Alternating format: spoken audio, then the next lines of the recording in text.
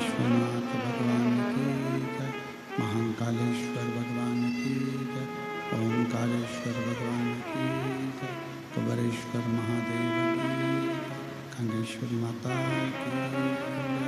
हर हर महादेव, हर हर महादेव, हर हर महादेव। काशी विश्वनाथ, ओगरदानी, त्रिकालदर्शी, कैलाशी, अविनाशी भगवान शिव, जिनकी पुनीत पावन शिव महापुराण की कथा संपूर्ण विश्व के कल्याण हेतु बाबा देवादिदेव महादेव की कृपा से श्रवण करने का सौभाग्य आप और हम सभी को प्राप्त हुआ है। भगवान शिव की अनुपम कृपा, दया, करुणा, जो ये पवित्र पावन शिव महापुराण की कथा कांकेर, कोकपुर, छत्तीसगढ़ के इस पवित्र पावन प्रांगण में चल रही है। बड़े भाग्यशाली हैं सभी छत्तीसगढ़ के रहनिवासी, जो इस माघ के महीने में भगवान शिव की पुनीत पावन शिव महापुराण की कथा श्रवण करने का सौभाग्य प्राप्त हुआ है।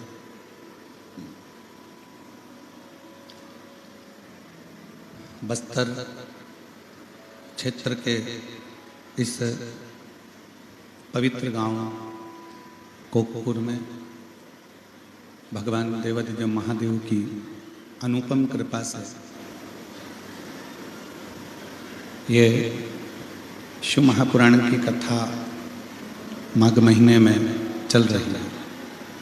कथा के मुख्य यजमान स्वर्गीय श्री केशव राम जी जैन, स्वर्गीय श्रीमती सनमत जैन जी की स्मृति में श्री हरकराम जैन, श्रीमती जानकी देवी जैन, श्री देव कुमार जी जैन, श्रीमती नंदनी जी जैन, कोकपुर, जिला कांकेर, छत्तीसगढ़। एक बार जोरदार ताली बजाकर इनका स्वागत, वंदन, अभिनंदन।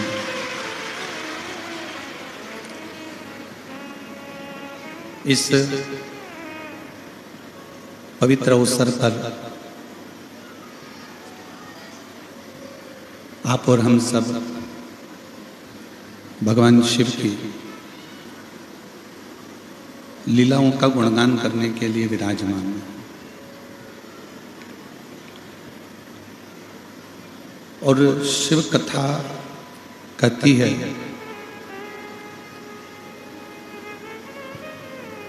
कि शरीर को कितना भी पवित्र बनाओ, पर शरीर पूर्ण रूप से कभी पवित्र नहीं होता। शरीर के अंदर थोड़ी न थोड़ी अपवित्रता रही जाती है।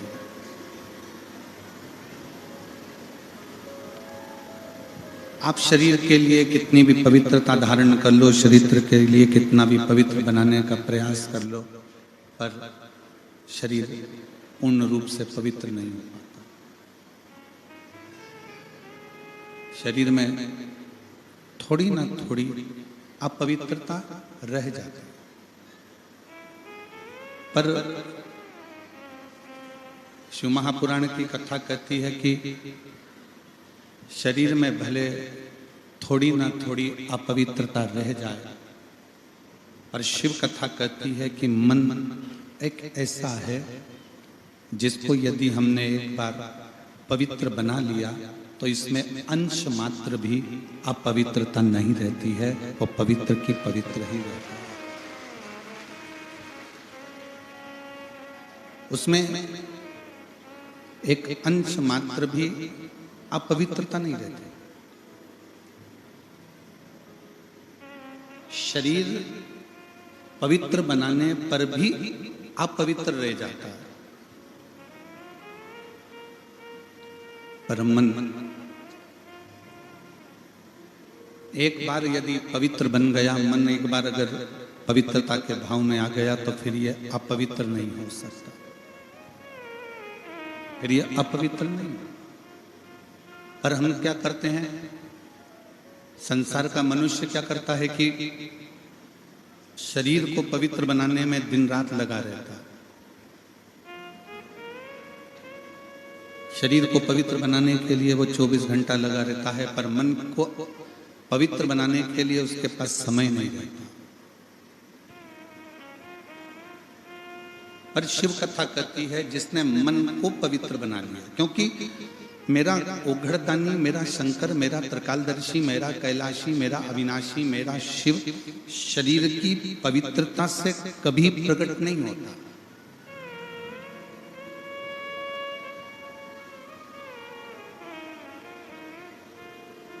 मेरा उघड़दानी, मेरा शंभु, मेरा त्रिकालदर्शी, कैलाशी, अविनाशी, मेरा कुबेर भंडारी शरीर की पवित्रता से कभी प्रसन्न नहीं होगा, कभी प्रकट नहीं होगा। शिव प्रकट भी होता है और प्रसन्न भी होता है तो मन की पवित्रता से होता है। वो कहते हैं ना कि संसार में आज के युग में अमीर भी रोते हैं और गरीब भी रोते हैं। संसार में आज के युग में अमीर भी रोते हैं और गरीब भी रोते हैं। बस शिव को जल चढ़ाने वाला, शिव को जल चढ़ाने वाले चैन की नींद सोते हैं। बाकी की दुनिया के लोग इस संसार में जन्म लेने के बाद तो रोते ही रोते हैं।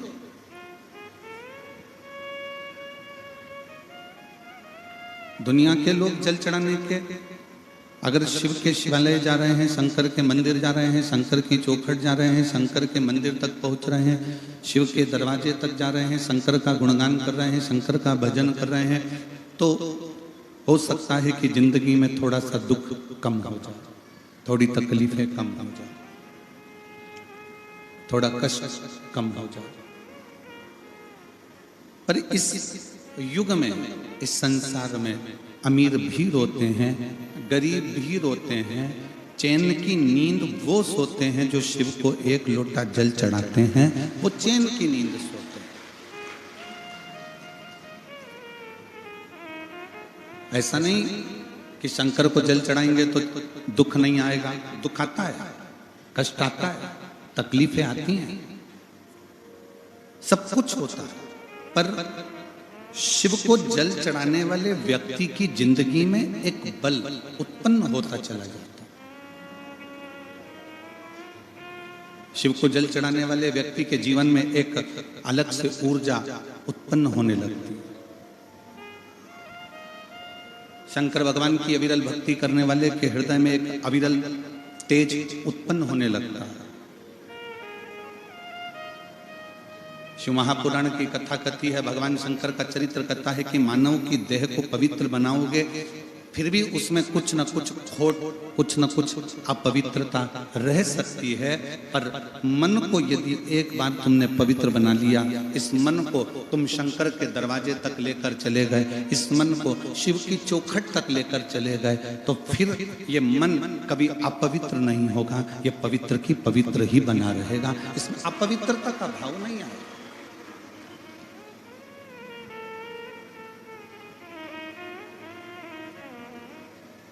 एक बड़ी सुंदर प्रसंग आता है। एक विधु नाम का एक ग्वाला था।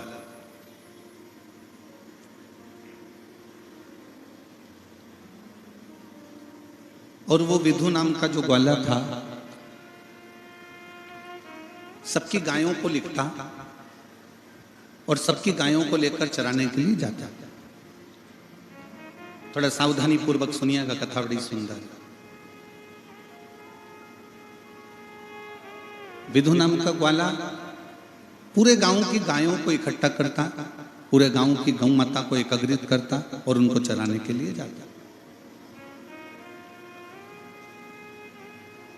और जब चराने के लिए जाता गायों को, गौ चराने के लिए जब पहाड़ पर्वत पर जंगल में पहुंच जाता, जंगल में पहाड़ पर्वत पर पहुंचने के बाद वो एक जगह पर बैठ जाता और गाय उस जंगल में उस पर्वत पर चरती रहती।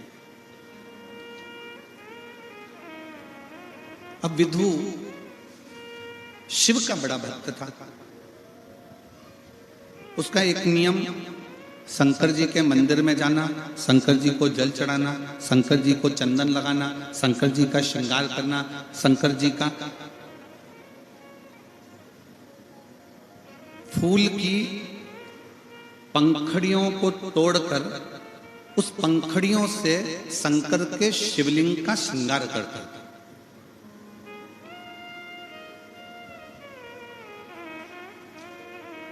आप में से कितने लोग हैं जो किसी मंदिर में जाकर शंकर जी का श्रृंगार करते हो? बहुत सारे बैठे हैं। बहुत बहुत नमन, आपको प्रणाम करता हूं, साधुवाद आपको। विधु का नियम था, फूल की पंखड़ी तोड़ता और उस पंखड़ी को तोड़कर शंकर के शिवलिंग का श्रृंगार करता।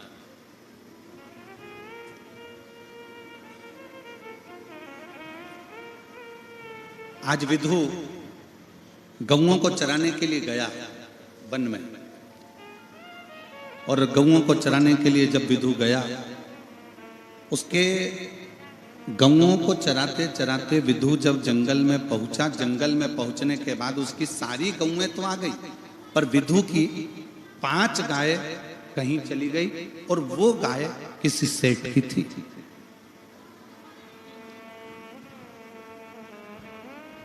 किसी सेठ की थी और बड़ी चिंता व्याप्त।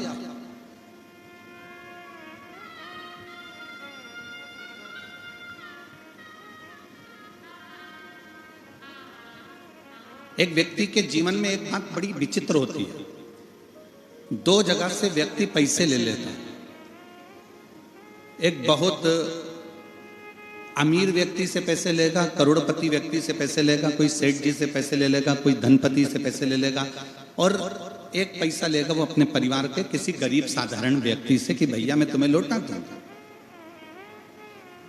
अब ईमानदारी से बोलना रे कोकपुर वाला, जब उस व्यक्ति के पास में पैसा आएगा तो सबसे पहले वो सेठ जी का लौटाता है कि वो गरीबड़े का लौटाता है? जम के वो ईमानदारी से बोलना, सेठ जी का लौटाता है, क्योंकि रोज सेठ जी के गुंडे, रोज सेठ जी के पहलवान, रोज सेठ जी के कुछ ना कुछ कहने वाले उसके दरवाजे पर आते हैं, उसको डराते हैं, उसको धमकाते हैं, उसको बार बार डराने और धमकाने का प्रयास करते हैं। तो सबसे पहले वो पैसा किसका लौटाता है?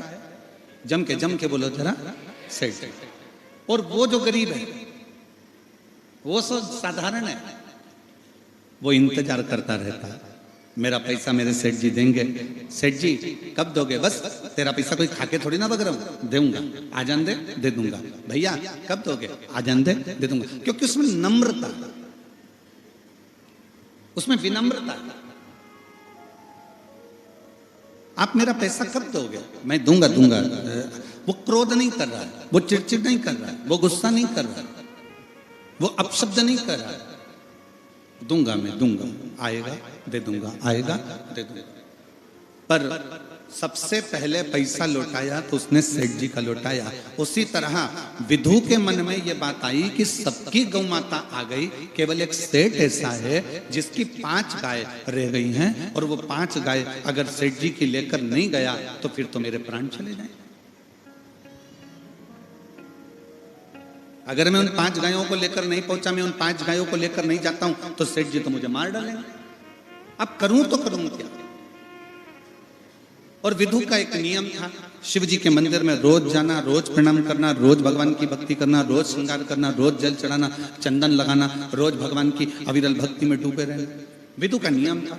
अब जब तक गाय मिले नहीं तब तक विधु गांव में जाए। अब विधु ने करा क्या, एक ग्वाला और था साथ में, जितनी गांव की गाय थी विधु ने सारी गायों को उस ग्वाले के साथ गांव में भेज दिया। पर विधु 5 गाय को ढूंढने में लग गया। विधु को 1 दिन पूरा लग गया, 2 दिन पूरे लग गए, 3 दिन पूरे लग गए, 4 दिन पूरे लग गए, पर विधु गायों को ढूंढता रहा। अब विधु के मन में ये खलबली हो कि मैं भगवान शंकर का श्रृंगार कैसे करूं, मैं शंकर भगवान की भक्ति कैसे करूं, मैं शिव जी को जल कैसे चढ़ाऊं, मैं शंकर जी को बेलपत्र कैसे चढ़ाऊं, मैं शंकर जी का गुणगान कैसे करूं, मैं शंकर जी को चंदन कैसे लगाऊं। अब विधु के मन में ये भाव उत्पन्न होने लगा कि करूं तो करूं क्या। बैठ गया विधु, 5 गायों को ढूंढता, नहीं मिलती। रोज सवेरे विधु मौन होकर बैठ जाता और मौन होकर बैठा भगवान शंकर की भक्ति में लग गया।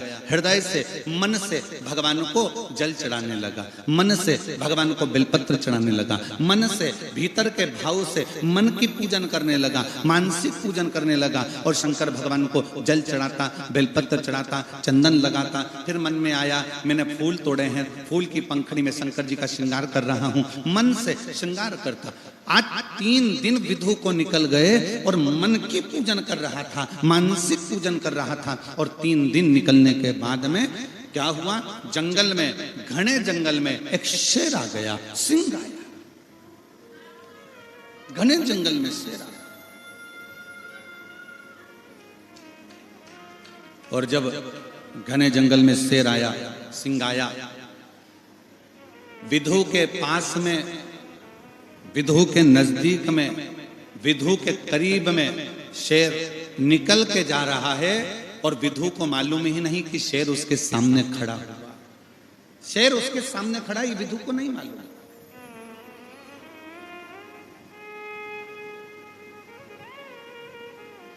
शेर उसके सम्मुख में है, ये विधु को नहीं मालूम।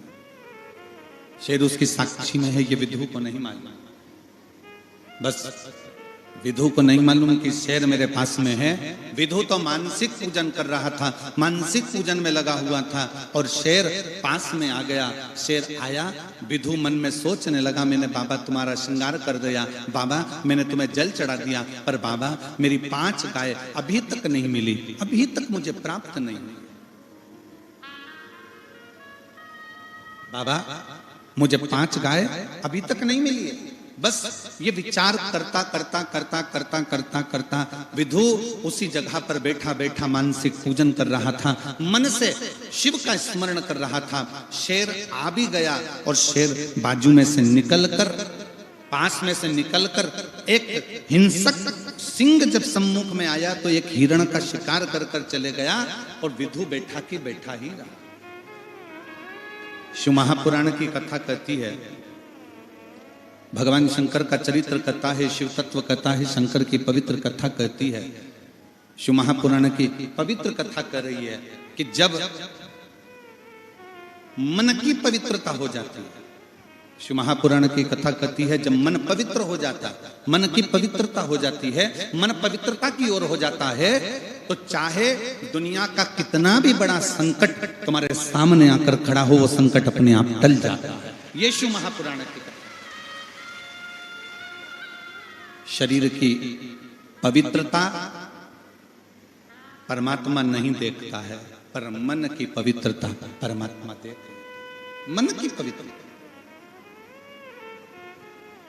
और मैंने तेरे ही भरोसे बाबा, तेरे ही भरोसे हवा बिच उड़ती जावागी, बाबा डोर तो छड़ी ना में कटी जावागी, भोले मैं तेरी पतंग, शंभो मैं तेरी पतंग, हवा बिच उड़ती जावागी, बाबा डोर तो छड़ी ना में कटी।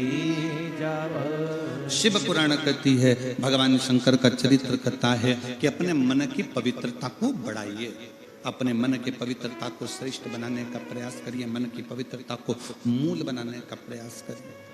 शरीर की पवित्रता से परमात्मा नहीं रिश्ता, पर मन की पवित्रता से परमात्मा रीझ जाता है। मूल है मन की पवित्रता।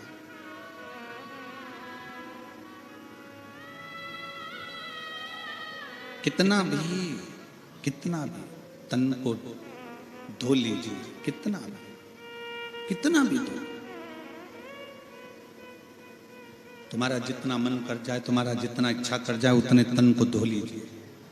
सारे साबुन, सारा सर्फ, सारा शैम्पू शरीर पर लगा लीजिए। दुनिया का जितना अच्छा ब्यूटी पार्लर मिल जाए, उस ब्यूटी पार्लर में तैयार भी हो जाए। दुनिया के जितने अच्छे कपड़े मिल जाएं, उन कपड़ों को पहन भी लीजिए।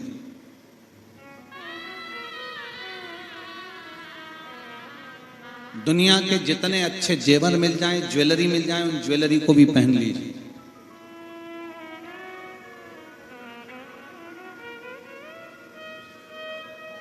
पर ईमानदारी से बोलो, ऊपर जाने पर तुमसे पूछा जाएगा कि कौन से ब्यूटी पार्लर में तैयार हुई थी? कांकेर में, कोकपुर में, भिलाई में, दुर्ग में, रायपुर में, सीहोर में, भोपाल में, कौन से ब्यूटी पार्लर में तैयार हुई थी? ऊपर नहीं पूछा जाएगा। ऊपर यह भी नहीं पूछा जाएगा कि तुम्हारे पास में कौन कौन सी ज्वेलरी है, कौन कौन से आभूषण है, कौन कौन से जेवर तुम्हारे पास में है। ऊपर यह भी नहीं पूछा जाएगा तुम कितने अच्छे कपड़े पहने हो, कौन सी क्वालिटी के पहने हो, कौन सी ब्रांड के पहने हो, यह भी ऊपर नहीं पूछा जाएगा। परशु महापुराण की कथा कहती है, ऊपर यह भी नहीं पूछा जाएगा कि तू कितना रोया और कितना हंसा। ऊपर यह भी नहीं पूछा जाएगा कि तूने कितना कितना धन कमाया और कितना धन गमाया। पर ऊपर यह जरूर पूछा जाएगा कि मैंने तुझे मनुष्य का शरीर दिया था, तूने पृथ्वी पर जाकर कौन सा अच्छा कर्म करा जिसके बल पर तू परमात्मा के दरवाजे पर खड़ा हो गया। यह जरूर पूछा।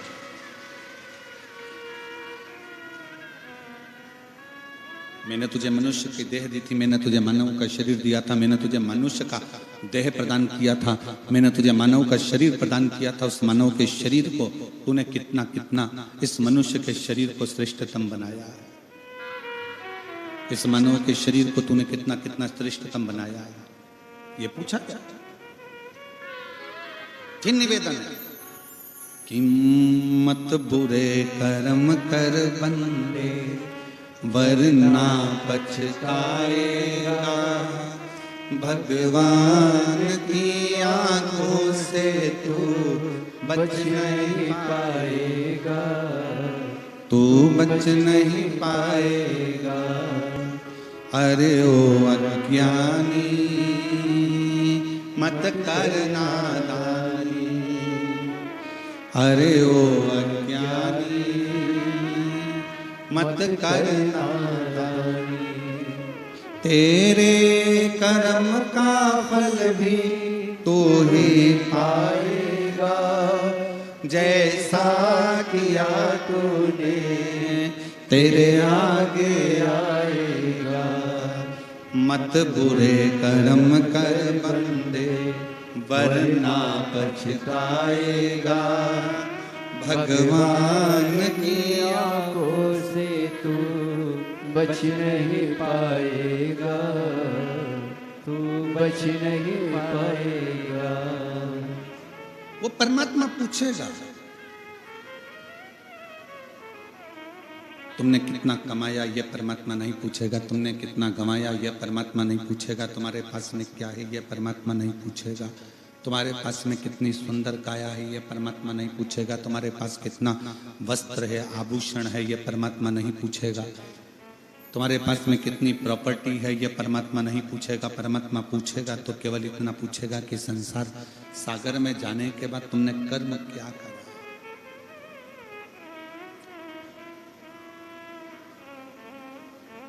इस पृथ्वी पर आए तुमने अपनी जिंदगी कैसे जी,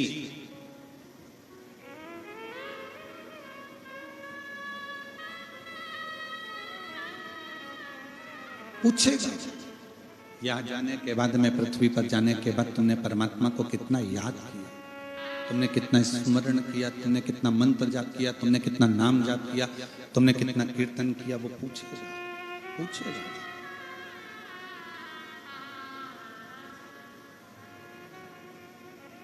शिव महापुराण की कथा कहती है,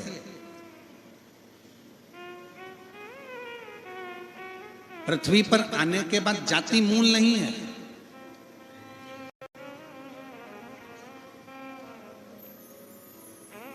यह जातियों में विभाजन तो आज की राजनीति ने कर दिया।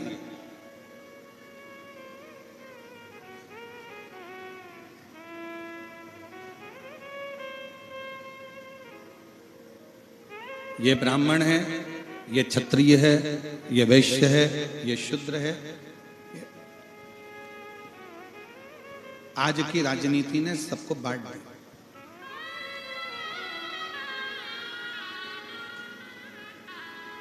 जाति मूल नहीं है, हालात मूल नहीं है, और रूप मूल नहीं है।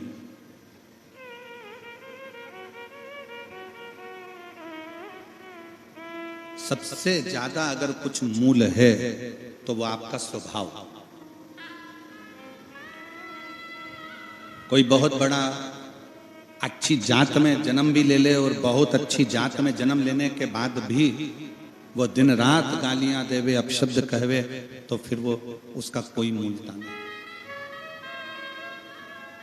जाति मूल नहीं है, आपका स्वभाव मूल है। अगर जाति मूल होती तो मेरे भगवान राम केवट के साथ नाव पार ना करते। शिव महापुराण की कथा कहती है, हालात मूल नहीं है। अगर हालात मूल होते तो मेरे भगवान कृष्ण सुदामा के चरण नहीं धोते। शिव महापुराण की कथा कहती है, रूप मूल नहीं है। अगर रूप मूल होता तो मेरी जगत जननी माता पार्वती भगवान शंकर से विवाह नहीं करती। मृत्यु लोक में, संसार सागर में, इस मृत्यु लोक में, इस संसार सागर में जाति मूल नहीं, तुम्हारा हालात मूल नहीं, संसार सागर में तुम्हारी रूप, तुम्हारी सुंदरता मूल नहीं। इस संसार सागर में सबसे ज्यादा मूल है आपका स्वभाव। अगर आपका स्वभाव अच्छा है तो आप दुनिया में सबसे श्रेष्ठ हैं। आपका स्वभाव।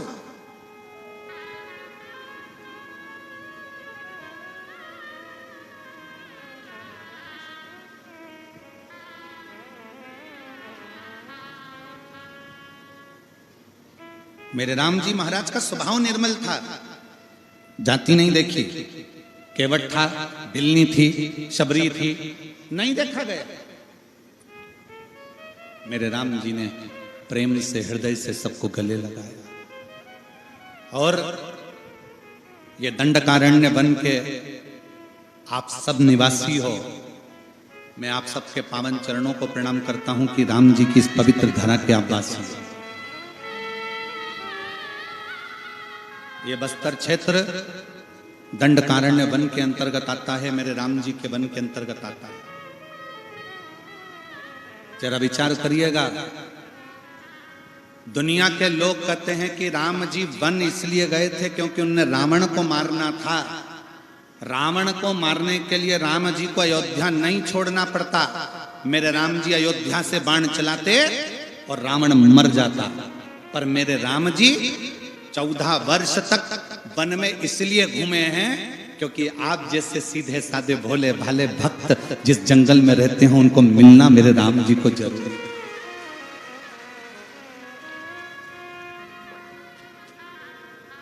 मेरे राम जी को आपसे मिलना था।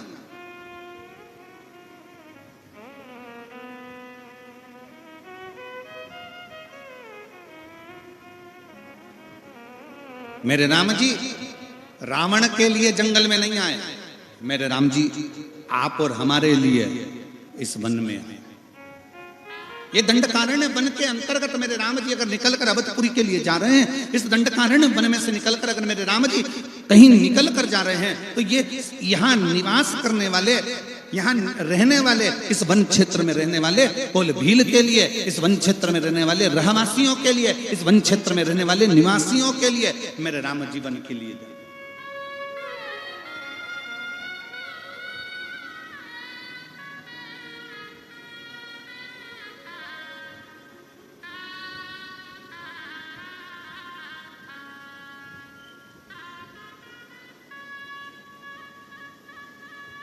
शायद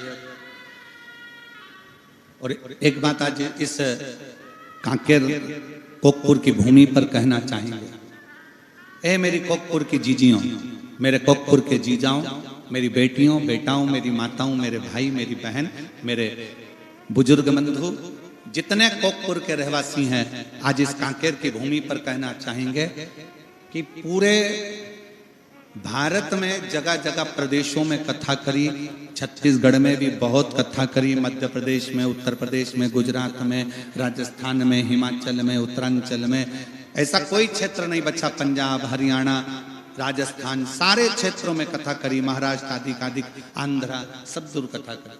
छत्तीसगढ़ में भी कई बार कथा करने आए, ऐसा नहीं कि छत्तीसगढ़ में कथा करने आए।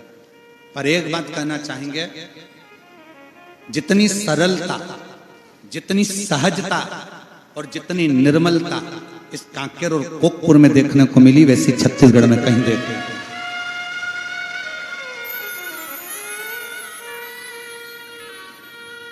जो सहजता, जो सरलता, जो निर्मलता इस कोकपुर में, इस कांकेर क्षेत्र में देखने को मिली, वो पूरे छत्तीसगढ़ में देखने को नहीं मिली। पूरे छत्तीसगढ़ में इतनी सरलता इस कांकेर क्षेत्रवासियों में है, इतनी सरल,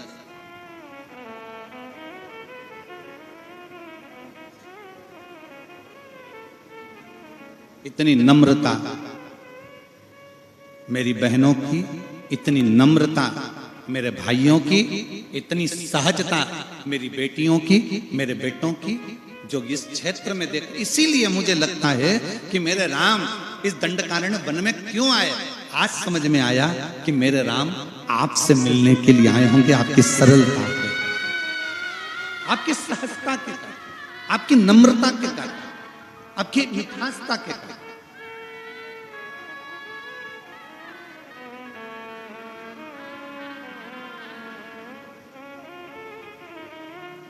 और आज फिर एक और बात कहना चाहूंगा। कई लोग कह रहे थे गुरुजी हमारे इस कांकेर क्षेत्र में, कोकपुर साइड में बहुत भालू हैं, बहुत चीता भी हैं, टाइगर भी है, ये भी है, हाथी भी है, वो भी है, खूब है गुरुजी। तो आज मन में भाव आया कि देखो इन जीव जानवरों को अगर रायपुर भेज दिया जाए तो लोग इनको निपटा दें, लोग इनको मार दें। पर वो जानवर भी, वो जीव जंतु भी इस कांकेर में, इस कोकपुर में अपने आप को सुरक्षित महसूस करते हैं कि यहां हम सुरक्षित हैं, यहां हम सुरक्षित हैं, ये हमारी सुरक्षा है। क्योंकि यहां की सहजता, सरलता, निर्मलता बहुत है। और मुझे लगता है कि ये जो जंगल में रहने वाले भीलवासी हैं या आदिवासी हैं या अन्य हैं, मैं कहता हूं आप जिस शंकर भगवान की बूढ़ा महादेव की पूजन करते हो ना, आप जो बूढ़ा महादेव को मानते हो ना, आप बूढ़ा देव को मानते हो ना, ये बूढ़ा देव कोई दूसरा नहीं, मेरा शंकर, मेरा महादेव है। उसी महादेव की कृपा पूरे भील आदिवासियों पर, पूरे वन क्षेत्र के निवासियों पर बूढ़ा महादेव की, बूढ़ा देव की कृपा है। पूरे क्षेत्र को ये शिव की उदाहरण, ये शंकर की, इसीलिए महादेव नमन चरणों में स्वीकार कीजिए, सबका किया है मेरा भी उद्धार कीजिए, उद्धार कीजिए। इस लाइन को सब बोलेंगे एक बार। महादेव चरण महादेव नमन चरणों में। सब बोलो, आपकी आवाज यहां तक पहुंचना चाहिए। महादेव नमन चरणों में स्वीकार कीजिए, सबका किया है मेरा भी उद्धार कीजिए, उद्धार कीजिए। है त्रिपुंडधारी है त्रिशूलधारी, है त्रिपुंडधारी है त्रिशूलधारी। चरणों में तेरे बाबा जी पावन है चारों धाम। चरणों में तेरे बाबा जी पावन है चारों धाम। तेरी देव करते वंदना तुम्हें पूजते हैं राम। तेरी देव करते वंदना तुम्हें पूजते हैं राम। सबका किया है मेरा भी, सबका किया है मेरा भी उद्धार कीजिए। सबका किया है मेरा भी उद्धार कीजिए, उद्धार कीजिए। महादेव नमन चरणों में, महादेव नमन चरणों में स्वीकार कीजिए। सबका किया है मेरा भी उद्धार कीजिए, उद्धार कीजिए। आप दिल से बाबा को जब नमन करते हो, आप दिल से बाबा को प्रणाम करते हो, आप दिल से बाबा को विनय करते हो, बाबा उसको स्वीकार करता है। स्वीकार। शिव को क्या चाहिए? शंकर को क्या चाहिए? शिव क्या मांगते हैं तुमसे? शिव क्या पाना चाहते हैं तुमसे? शिव क्या लेना चाहते हैं तुमसे? केवल जाति मूल नहीं, हालात मूल नहीं, रूप मूल नहीं, मूल है तुम्हारा स्वभाव। सबसे मूल है आपका स्वभाव।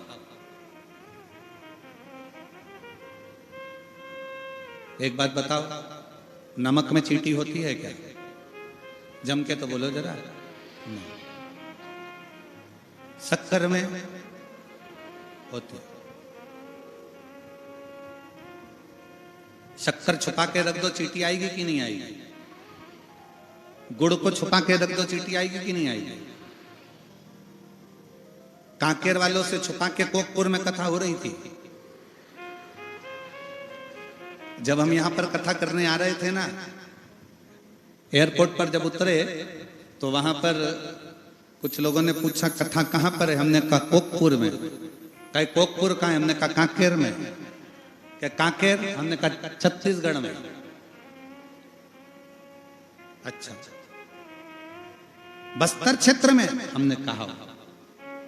अच्छा, जम के बोला वो, बस्तर क्षेत्र में? हमने कहा वो।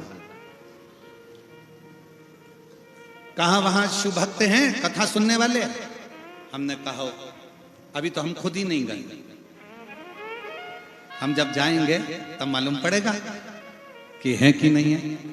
और आज मैं टीवी चैनल के माध्यम से, आस्था चैनल के माध्यम से, फेसबुक यूट्यूब के माध्यम से कहना चाहूंगा कि इस जंगल के क्षेत्र में भी लाखों शिव भक्त इन पंडालों में भरे पड़े हुए, लाखों शिव।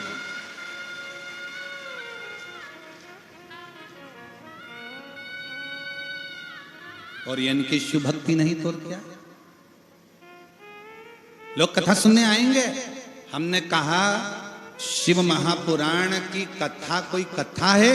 शिव महापुराण तो स्वयं शंकर है, और जहां शंकर है वहां उनके गण उनको ढूंढते हुए पहुंच ही जाते, पहुंच जाते। शक्कर को छुपा के रख दो, चींटी वहां पहुंचेगी जरूर। मिठाई को छुपा के रख दो, चींटी वहां पहुंचेगी जरूर। उसी तरह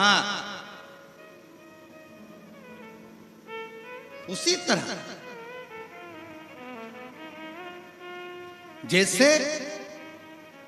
एक बछड़े को गाय चराने वाला अपने घर पर छोड़कर चले जाए और गाय को लेकर जंगल में चले जाए, और गाय जंगल में जाए और गाय को वहां छोड़ दिया जाए, गाय अपने बछड़े को ढूंढती ढूंढती ढूंढती ढूंढती उस गांव तक, उस घर तक पहुंच जाती है। उसी तरह शिव महापुराण के जो भक्त होते हैं वो शंकर को ढूंढते ढूंढते शिव महापुराण तक पहुंच ही जाए, पहुंच जाए। अब जरा विचार करिएगा, आप शंकर भगवान को ढूंढते ढूंढते कोकपुर तक आए हो, तो भोलेनाथ भी तो तुम्हें ढूंढते ढूंढते कांकेर तक आएंगे। ये है कहां गई बिमलाबाई, कमलाबाई, राम किसान, भानु प्रताप कहाँ है? कथा सुनी थी कोकपुर में बैठकर, शिव महापुराण की कथा का श्रवण किया था। जैन साहब कथा कराए, सारे शिव भक्तों ने श्रवण करा। किसी ने बिस्कुट खिलाया, किसी ने टॉफी खिलाई, किसी ने पानी पिलाया, किसी ने भोजन कराया। सब ने एक एक अन्न का दाना भी लाकर दान दिया है, कहीं ना कहीं मुख झूठा कराया है। मेरा शंकर भी ढूंढते ढूंढते तुम्हारे दरवाजे पर लक्ष्मी को लेकर पहुंच जाएगा, पार्वती को लेकर पहुंच जाएगा।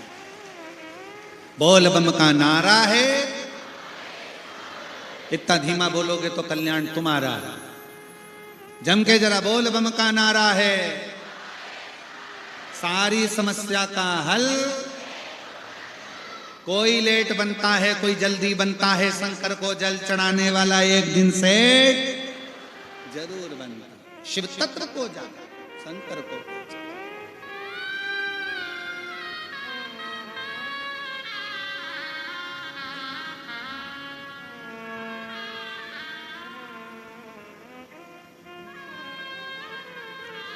शिव शिव। और वो कहे भोले बाबा ने ऐसा बजाया डमरू, बजाया डमरू, सारा कैलाश पर्वत मगन हो गया।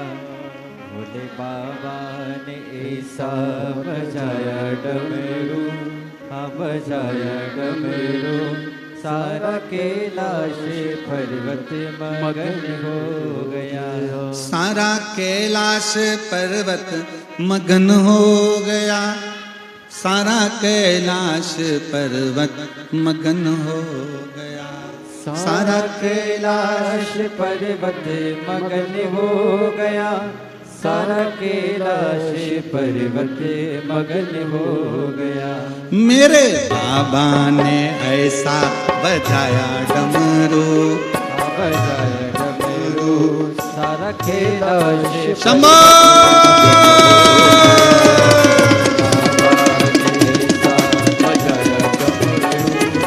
बजाया डमरू, सारा कैलाश पर्वत मगन हो गया। भोले बाबा ने ऐसा बजाया डमरू, बजाया डमरू, सारा कैलाश पर्वत मगन हो गया। भोले बाबा ने ऐसा बजाया डमरू, बजाया डमरू, सारा कैलाश पर्वत मगन हो गया। सारा कैलाश पर्वत मगन हो गया।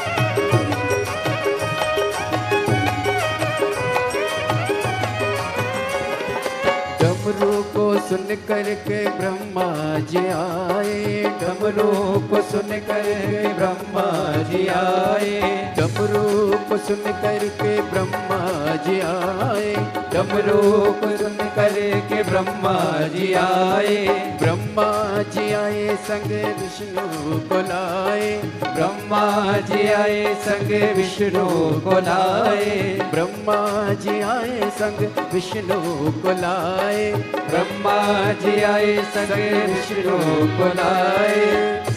मैया लक्ष्मी का मन भी मगन हो गया, मैया लक्ष्मी का मन भी मगन हो गया, सारा कैलाश के पर्वत मगन हो गया। मैया लक्ष्मी का मन भी मगन हो गया, सारा कैलाश पर्वत मगन हो गया। भोले बाबा ने ऐसा बजाया डमरू, बजाया डमरू, सारा कैलाश पर्वत मगन हो गया। बड़े भाव से दोनों हाथों से थाली से बजाते हुए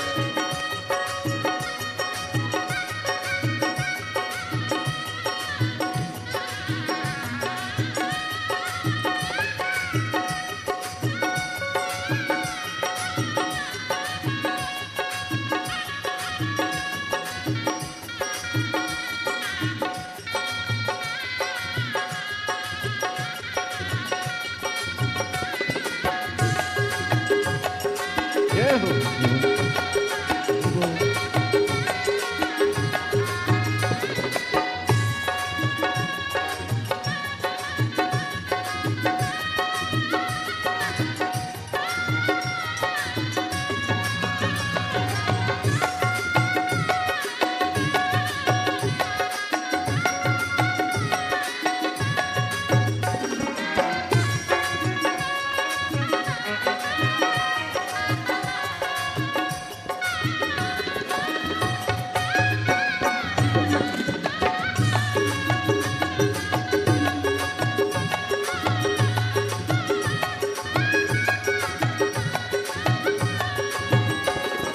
डमरू को सुन करके गणपति जी आए, डमरू को सुन कर गणपति जी आए, डमरू को सुन करके गणपति जी आए, डमरू को सुन कर गणपति जी आए, गणपति जी आए संगे नारद को लाए, गणपति जी आए संगे नारद को लाए। वहाँ अम्बे का मन भी मगन हो गया, वहाँ अम्बे का मन भी मगन हो गया, सारा कैलाश पर्वत मगन हो गया, सारा कैलाश पर्वत मगन हो गया। भोले बाबा ने ऐसा बजाया डमरू, बजाया डमरू, सारा कैलाश पर्वत मगन हो गया, सारा कैलाश पर्वत मगन हो गया, सारा कैलाश पर्वत मगन हो गया।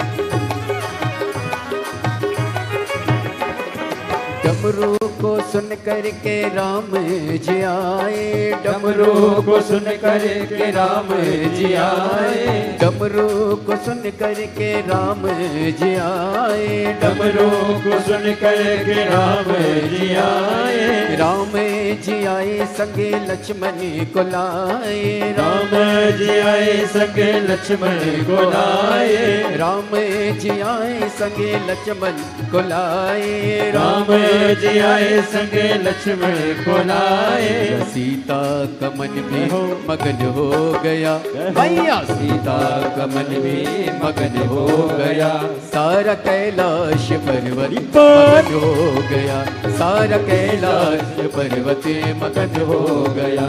भोले बाबा ने ऐसा बजाया डमरू, बजाया डमरू, सारा कैलाश पर्वत मगन हो गया। भोले बाबा ने सारा कैलाश पर्वत मगन हो गया। मेरे बाबा ने ऐसा बजाया डमरू, बजाया डमरू, सारा कैलाश पर्वत मगन हो गया, सारा कैलाश पर्वत मगन हो गया, सारा कैलाश पर्वत मगन हो गया, सारा कैलाश पर्वत मगन हो गया।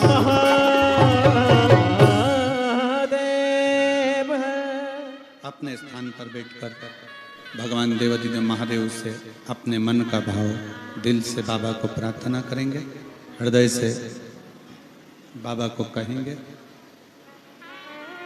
जहाँ जगह मिले वहाँ बैठकर शिव जी को हृदय से मन से बाबा को प्रार्थना करें।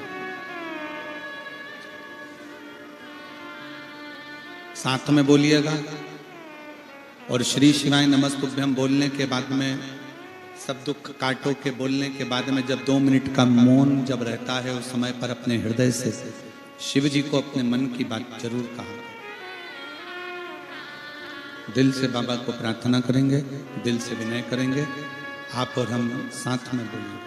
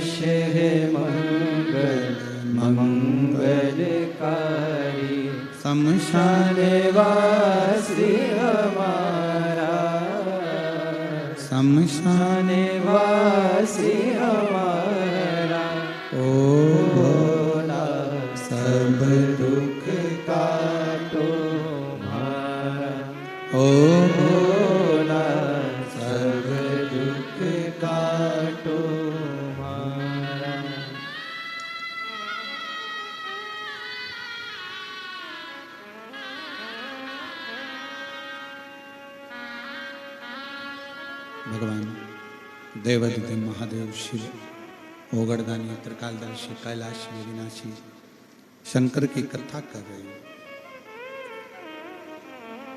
शिव आपके हृदय की पवित्रता देखते हैं। शरीर की पवित्रता से नहीं, मन की पवित्रता से शंकर को पाया जा सकता। मन की पवित्रता से।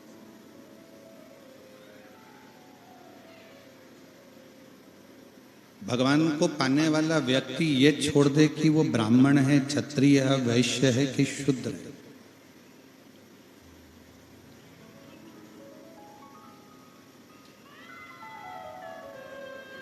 शिव महापुराण की कथा दो चीज कहती है, एक भजन सामूहिक हो, एक भोजन सामूहिक।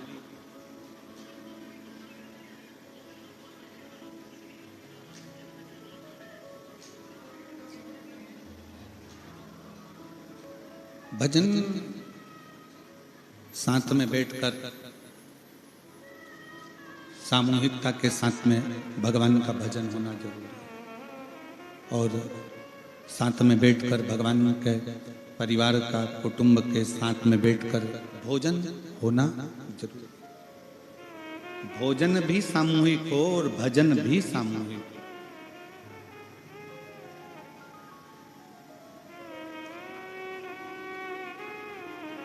तुम्हारे पास में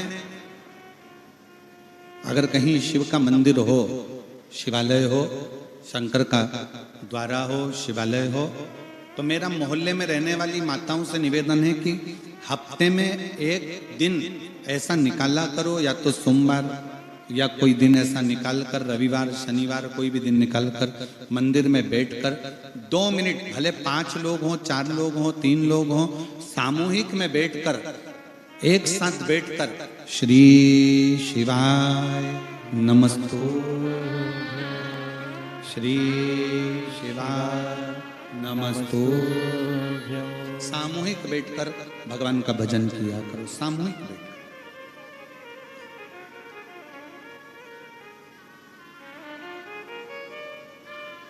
और हफ्ते 2 हफ्ते में,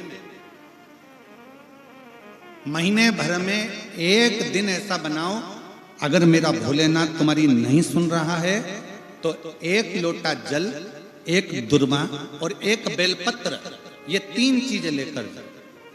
क्या क्या ले जाना है, जम के बोलो जरा। 1 लोटा जल, 1 जम के दुर्वा और 1 बेलपत्र, 3 चीजें लेकर। और 3 चीजों को सबसे पहले जो लोटा भर के जल लेकर गए हो, वो गणेश जी का स्थान जानते हो ना सब लोग, अशोक सुंदरी के पास में जो गणेश जी का स्थान है। जैसे ये जलाधारी है, ये शिवलिंग है, बीच में अशोक सुंदरी है, ये गणेश जी का, थोड़ा रिटर्न बढ़ाओ बेटा, ये गणेश जी का स्थान है, ये षडानंद कार्तिकेय का स्थान है। समझना जरा अच्छे से समझ लीजिएगा। शिवलिंग, जलाधारी, अशोक सुंदरी, गणेश जी, कार्तिकेय। 1 लोटा जल जब चढ़ाओ तो पहले गणेश जी का स्थान, फिर कटी भाग, फिर शिवलिंग। समझ में आ गया? गणेश जी का स्थान, कटी भाग, जलाधारी, फिर शिवलिंग। दुर्वा गणेश जी के स्थान पर समर्पित कर दो, और बेलपत्री अशोक सुंदरी वाली जगह पर समर्पित कर दो। ये 3 चीजें अगर आप 2 हफ्ते में, 1 महीने में अगर एक बार भी अगर करते हो तो देवाधिदेव महादेव आपकी मन की कामना पूर्ण जरूर करते हैं, ये निश्चित। उसका एक पत्र इसका आया है, बड़ा सुंदर है, देखिए।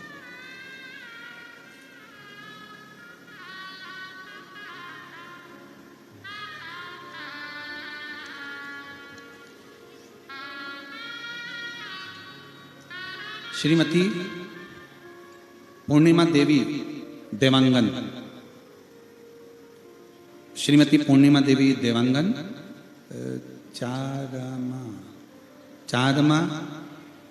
चारमा ही है ना, चारमा जिला कांकेर, छत्तीसगढ़ की रहवासी हैं। कहीं बैठी हो तो हाथ हिला सकती हैं। श्रीमती पूर्णिमा देवी देवांगन आई हैं, आ जाइए, बेलपत्र ले जाना आ जाओ। चारमा जिला कांकेर छत्तीसगढ़ से हूं। मैं बहुत पीड़ित थी गुरुजी, मैं क्या वर्णन करूं। 2022, 2023, 2024 मुझे ऐसी बीमारी हो गई कि मैं बहुत डर गई। मेरी किडनी में सूजन हो गई, मेरी किडनी खराब हो गई, जिसका मैं इलाज करवाती रही। रायपुर, धमतरी, बहुत इधर उधर भटकती रही, पर डॉक्टरों ने मुझे डायलिसिस पर डाला। डॉक्टरों ने कह दिया कि डायलिसिस करना पड़ेगा। अब मेरी किडनी काम नहीं कर रही है, दोनों किडनियों ने काम करना बंद कर दिया। डॉक्टर मुझे डायलिसिस के लिए बोल दिया। मैं घबरा गया। किसी के कहने पर मैंने पहली बार शिव महापुराण की कथा सुनी। गुरुदेव, मैं आप पर भी भरोसा नहीं करती थी और शंकर पे भी भरोसा नहीं करती थी, क्योंकि मुझे विश्वास नहीं था गुरुजी पर। किसी के कहने पर पहली बार मैंने टीवी चालू करी और आस्था चैनल पर आपके शिव महापुराण की कथा सुनी। मुझे मालूम नहीं था कि शंकर भगवान का एक लोटा जल इतनी कृपा करता है। शिव जी पे जल चढ़ाती, उस जल को लेकर आकर पी लेते। गुरुजी, किसी के कहने पर मैंने सीहोर का रुद्राक्ष लेने भेजा और वहां से रुद्राक्ष मंगवाकर तांबे के कलश में गलाकर उसको शिव जी पे चढ़ाकर पानी पीने लगी। पूरा विश्वास मुझे मेरे शंकर जी पर हो गया कि मेरी किडनी काम करेगी, क्योंकि आप कथा में चिल्ला चिल्ला कर कहते हो कि बाबा पर एक लोटा जल चढ़ाकर देखो, बाबा तुम्हारा हाथ पकड़ेगा और तुम्हें पार जरूर लगाएगा। और वही मैंने पाया। दूसरी बार मैं रायपुर में जांच कराने के लिए गई और जांच कराने पर मुझे पता चला कि मेरी किडनी ने काम करना चालू कर दिया और मेरा डायलिसिस नहीं होगा। अब मेरी दोनों किडनियां काम कर रही है और मैं पूर्ण तरह से स्वस्थ हूं। मैं बाबा को यहाँ प्रणाम करने के लिए आई हूँ। श्रीमती पूर्णिमा देवी देवांगन, चारमा जिला कांकेर छत्तीसगढ़ की रहवासी हैं। एक बार जोरदार ताली बजाकर। शिव तत्व किसको कहते हैं? शंकर की कथा किसको कहते हैं? शिव की उपासना किसको कहते हैं? शिव आराधना किसको कहते हैं? आप जब भगवान शंकर से अपने मन का भाव कहेंगे, जब शिव जी को अपने मन के भाव व्यक्त करेंगे, तो ये निश्चित है कि शिव उसको स्वीकार जरूर करेगा, शंकर सुनेगा जरूर। एक पत्र और है।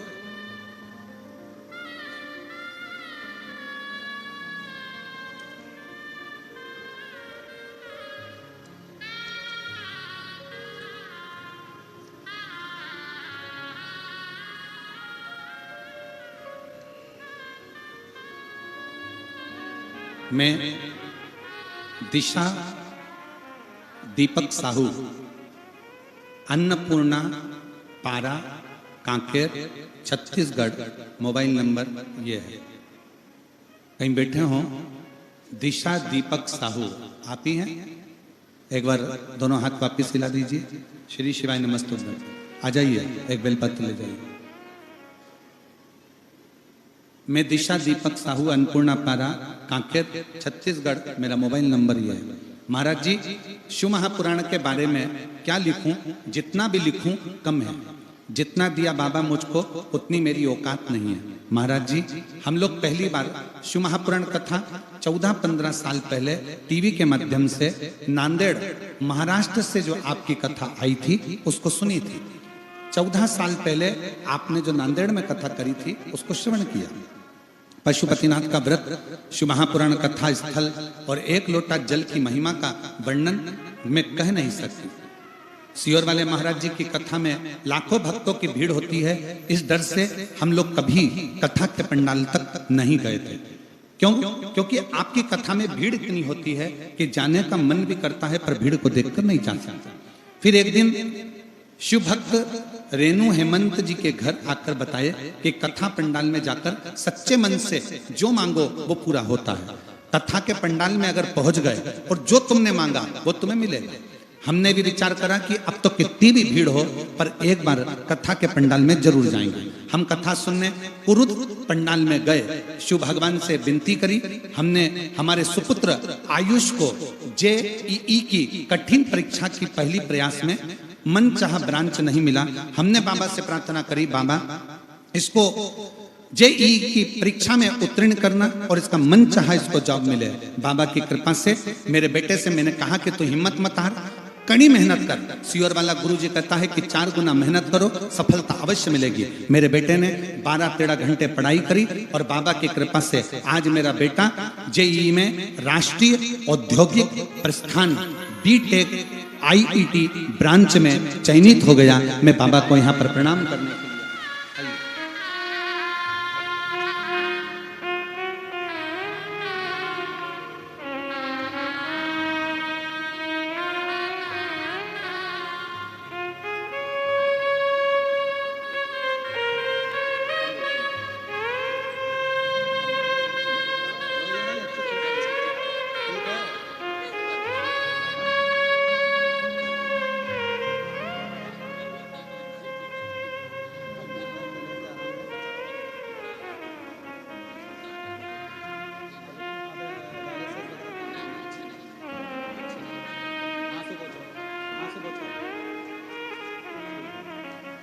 डॉक्टर डायलिसिस का बोल दिया था, दोनों किडनियों ने काम करना बंद कर दिया था और वापिस शिव का चढ़ा हुआ जल पीना चालू करा।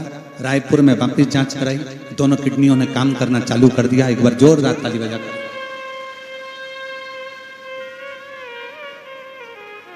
शिव कथा, शिव महापुराण की कथा कहती है आपका विश्वास सबसे मूल है, सबसे ज्यादा मूल है आपका भरोसा, आपका विश्वास, आपकी दृढ़ता।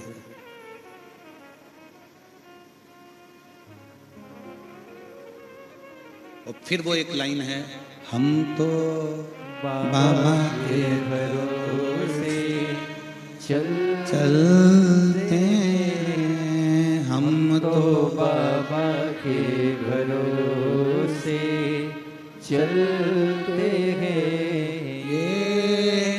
दुनिया वाले जलते हैं, ये दुनिया वाले जलते हैं। हम तो बाबा के भरोसे चलते हैं।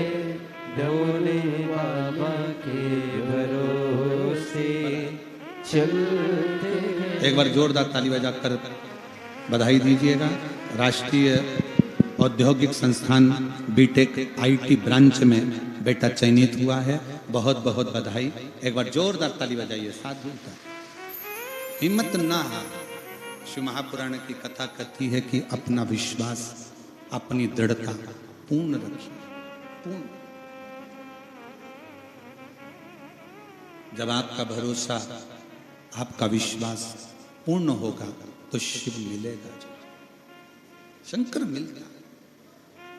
वो बहन जो आंख से आंसू बहा रही, वो कहती है कि डॉक्टर ने कह दिया था कि किडनी या तो ट्रांसप्लांट करो या डायलिसिस करो, पर शिव का करा गया भरोसा कभी टूटता नहीं, कभी नहीं।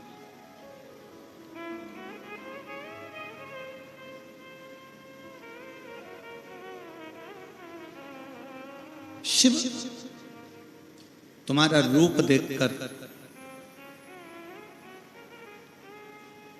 शिव तुम्हारा हालात देखकर, शिव तुम्हारी जाति देखकर कभी तुमसे नहीं रिश्ता। कोई महाविद्वान, एक कथा आती है,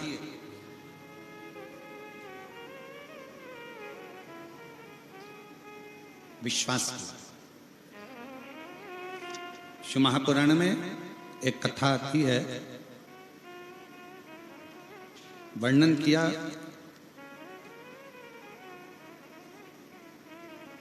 काशी में, काशी के पास में एक पनिहारा रहता था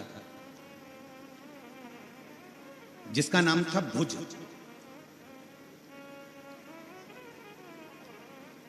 पनिहारा का मतलब मालूम है ना आपको?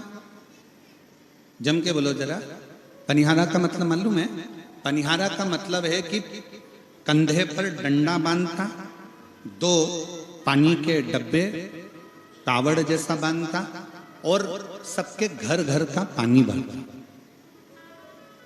अब इधर छत्तीसगढ़ में उसको क्या कहते हैं हमको नहीं मालूम।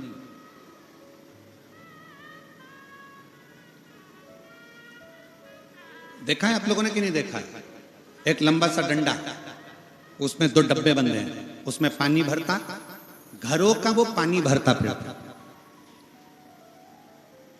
जो उसको पैसा देता उसके घर में वो पानी डालता, भर के लाता, पनिहारा। उसका नाम था भुज। 3 बेटे, 1 बेटी थी। बड़ा सहज सरल, बच्चे छोटे छोटे थे, परिवार का भरण पोषण करता, परिवार को संभालता, सुबेरे से लेकर रात तक मेहनत करता, 24 घंटे मेहनत करने में लगा रहता, 12-12, 18-18 घंटे मेहनत करता, तब जाकर एक समय का भोजन लेकर आता, तब जाकर एक समय का भोजन मिलता था। 4 बच्चों का पेट भरा जाए, पत्नी का पेट भरा जाए, घर में जो बुजुर्ग माँ बाप हैं उनका पेट भरा जाए और खुद का भरा जाए, बस उतना कमाता उतना ही लाता, ज्यादा मिलता भी नहीं। अब किसी के यहाँ पानी भरने जाओगे, पनिहारा पानी भरने जाएगा किसी के यहाँ, कितना मिलेगा? 2 रुपया पीपा, 5 रुपया पीपा पानी का कोई दे भी देगा। दिन भर पानी भरोगे तो थोड़ा बहुत भाग अगर प्राप्त भी हो गया तो थोड़ा बहुत तो मिल गया, ज्यादा तो मिल नहीं पाता। अब पनिहारा पानी भरता, सबके यहाँ से पानी ले लेकर उसको भर के आता, जो मिल जाता, थोड़ा बहुत पैसे से अपने घर का गुजारा कर लेता, थोड़ा बहुत घर का गुजारा करता, और सवेरे से कमाता, शाम को जाकर थोड़ा बहुत भोजन इकट्ठा कर कर अपने परिवार में पाता।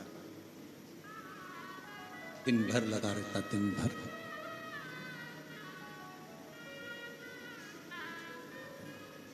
भुज को मालूम पड़ा कि उसके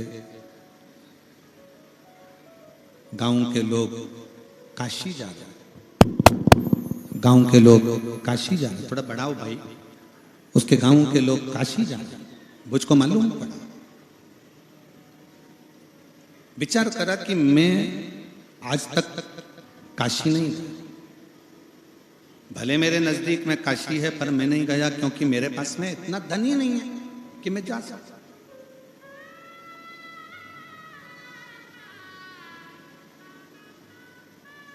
मेरे पास में अगर थोड़ा सा धन हो, मेरे पास में थोड़ा सा पैसा हो तो मैं काशी जाऊं, पर मेरे पास में तो धन ही नहीं। अब मैं काशी जाऊं तो जाऊं कैसे? कैसे?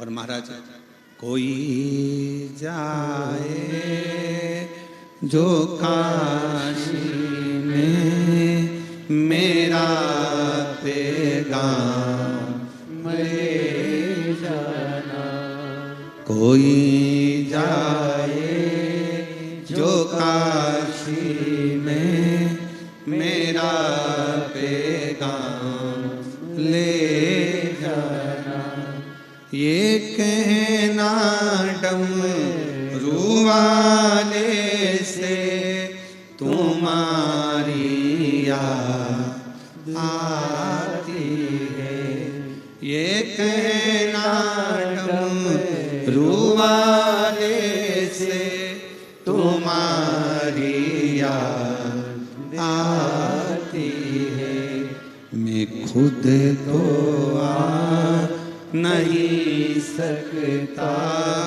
मेरा पैगाम ले जाना, कोई जाए जो काशी में मेरा पैगाम ले जाना। भुज के बच्चे 3 बेटे 1 बेटी, घर में बुजुर्ग माता पिता, घर में पत्नी, और स्वयं सुबह से कमाता, शाम तक मेहनत करता करता जब थोड़ा बहुत एकत्रित करता, थोड़ा सा एकत्रित कर कर लेकर आता, और रात का भोजन सब बैठ कर फिर पाते, सब बैठ कर पाते। एक दिन मालूम पड़ा कि पूरा क्षेत्र के लोग काशी जा रहे हैं, पर मेरे पास जाने के लिए कोई साधन नहीं, मैं कैसे जाऊं? मेरा भी मन करता है कि मैं काशी जाऊं, मेरा भी दिल करता है कि मैं काशी पहुंचूं, पर मेरे पास कुछ है ही नहीं, तो जाऊं कैसे, पहुंचूं कैसे, क्या करा, कैसे जाया जाए।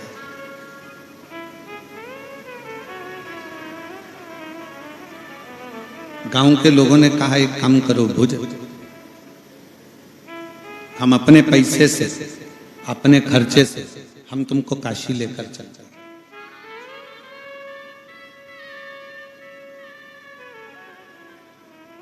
अपने पैसे से ले चलते हैं, अपने खर्चे से ले चलते हैं। आप चलो हमारे साथ। मैं चल तो चलूंगा, पर मेरे जो बच्चे हैं, 4 माता पिता हैं, पत्नी है, क्या खाएंगे। दिन भर कमाता हूं, रात्रि के समय पर थोड़ा सा धन लाता हूं, और वो धन लाकर अन्न खरीद कर अपने बच्चों का, पत्नी का, परिवार का भरण पोषण करता हूं। शिव महापुराण की कथा कहती है,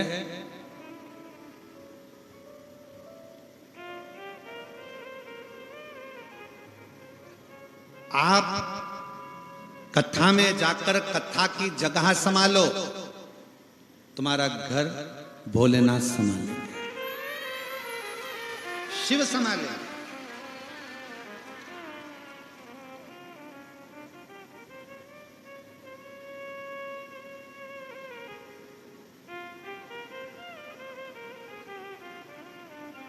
किसके भरोसे आए हो आप? जम के बोलो जरा। जैन साहब के? जम के बोलो। नहीं। सियोर वाले महाराज के? नहीं। दोस्त के, रिश्तेदार के? नहीं। आप उस शंकर के भरोसे, शिव के भरोसे।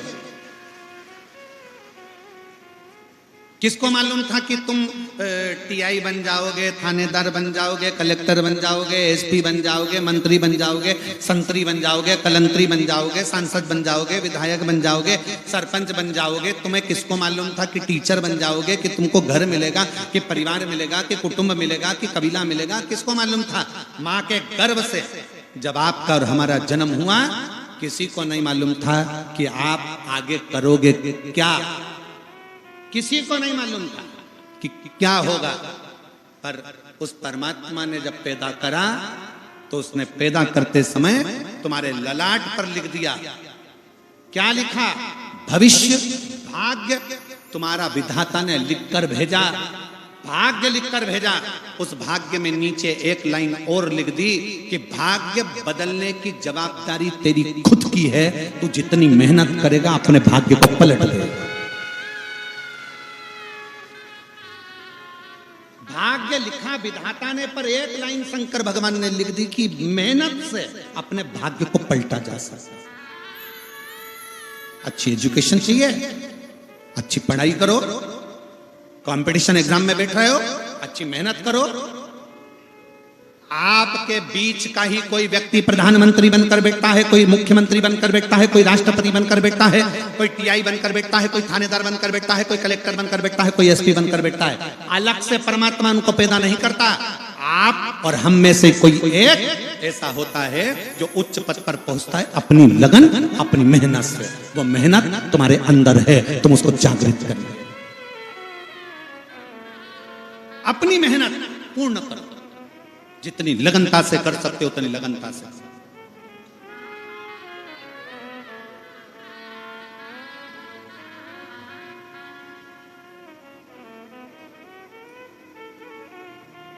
जैन साहब ने जब कथा ली, देव कुमार जी जैन सीहोर पहुंचे, कुबरेश्वर धाम। जब उन्होंने कथा ली तो वहां से कहा गया कि कोकपुर छोटा सा क्षेत्र है, कैसे व्यवस्था करोगे? एक काम करो, 5 दिन की कथा ले लो, 3 दिन की ले लो, 4 दिन की ले लो। पर मैं देव कुमार जी जैन जी को धन्यवाद देता हूँ, वो अपनी बात पर अटल रहे और उन्होंने कहा नहीं, हमको 7 दिन कथा। हमारा बाबा तो पूछा कथा कौन कराएगा? तो देव कुमार जैन जी, मैं आपकी इस बात के लिए धन्यवाद देता हूँ कि आपने कह दिया कथा स्वयं महादेव कराएंगे, और वो हुआ। कथा कौन कराता है, कौन करता है और कौन सुनता है। सियोर वाले महाराज की सामर्थ्यता नहीं है कि इस व्यासपीठ पर बैठकर एक शब्द बोल ले। आपकी सामर्थ्यता नहीं है कि आप एक जैसे सुबह 9 बजे, 10 बजे, 8 बजे आप आकर बैठते हो और शाम के 6 बजे तक कथा का इंतजार करते हो। एक जैसे वाशरूम के लिए नहीं जाते, जगह चली जाएगी, ज्यादा नहीं खाते क्योंकि जगह चली जाएगी। एक जैसे बैठकर जगह संभालते हो, एक जैसे बैठे रहते हो, अपनी इंद्रियों को संयमित रखते हो। जरा विचार करिए, आपकी सामर्थ्यता नहीं, स्वयं शिव आपके अंदर बैठकर कथा सुनता है। स्वयं शिव, कथा करवाने वाला कोई दूसरा नहीं, शंकर ही कथा करवाते हैं, शंकर ही बांचते हैं और शंकर ही सुनते हैं।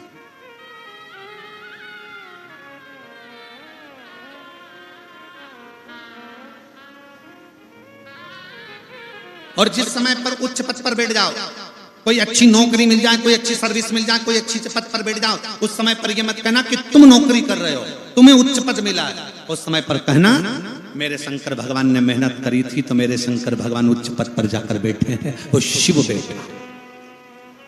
और उस उच्च पद का सदुपयोग करो। अपने एक सिग्नेचर से अगर किसी का भला हो सकता है तो वो सिग्नेचर का प्रयोग करो। और अगर तुम्हारे एक सिग्नेचर से पूरा गांव बर्बाद हो रहा है तो उस सिग्नेचर को मत करो, रोक लो। अगर गांव बर्बादी का सिरे पर, और तुम्हारे सिग्नेचर की प्रधानता कब तक है? जब तक तुम्हारी कुर्सी। उसके बाद जब कुर्सी से उतर जाओ, अपने ऑफिस में जाकर सिग्नेचर करना, सब करें चलो रिटायर हो गए, चलो। जब तक रिटायर नहीं हुआ तब तक सिग्नेचर की महत्वता है। जब तक जिंदा हो तब तक संसार की महत्वता है। मरने के बाद कोई, वो कहते हैं ना, चश्मा कब ढूंढा जाता है? बोलो, चश्मा कब ढूंढोगे? जब अखबार पढ़ना है। चश्मा कब ढूंढोगे? जब किताब पढ़ना है। दांत कब ढूंढोगे? जब खाना है। नहीं तो दांत तो फ्रिज के अंदर रखे, बत्तीसी तो फ्रिज के अंदर। चश्मा कब ढूंढा? खाते समय पर, पढ़ते समय पर। दांत कब ढूंढे? खाते समय पर। और हम और आप, संसार का प्रत्येक मनुष्य ऐसा ही है।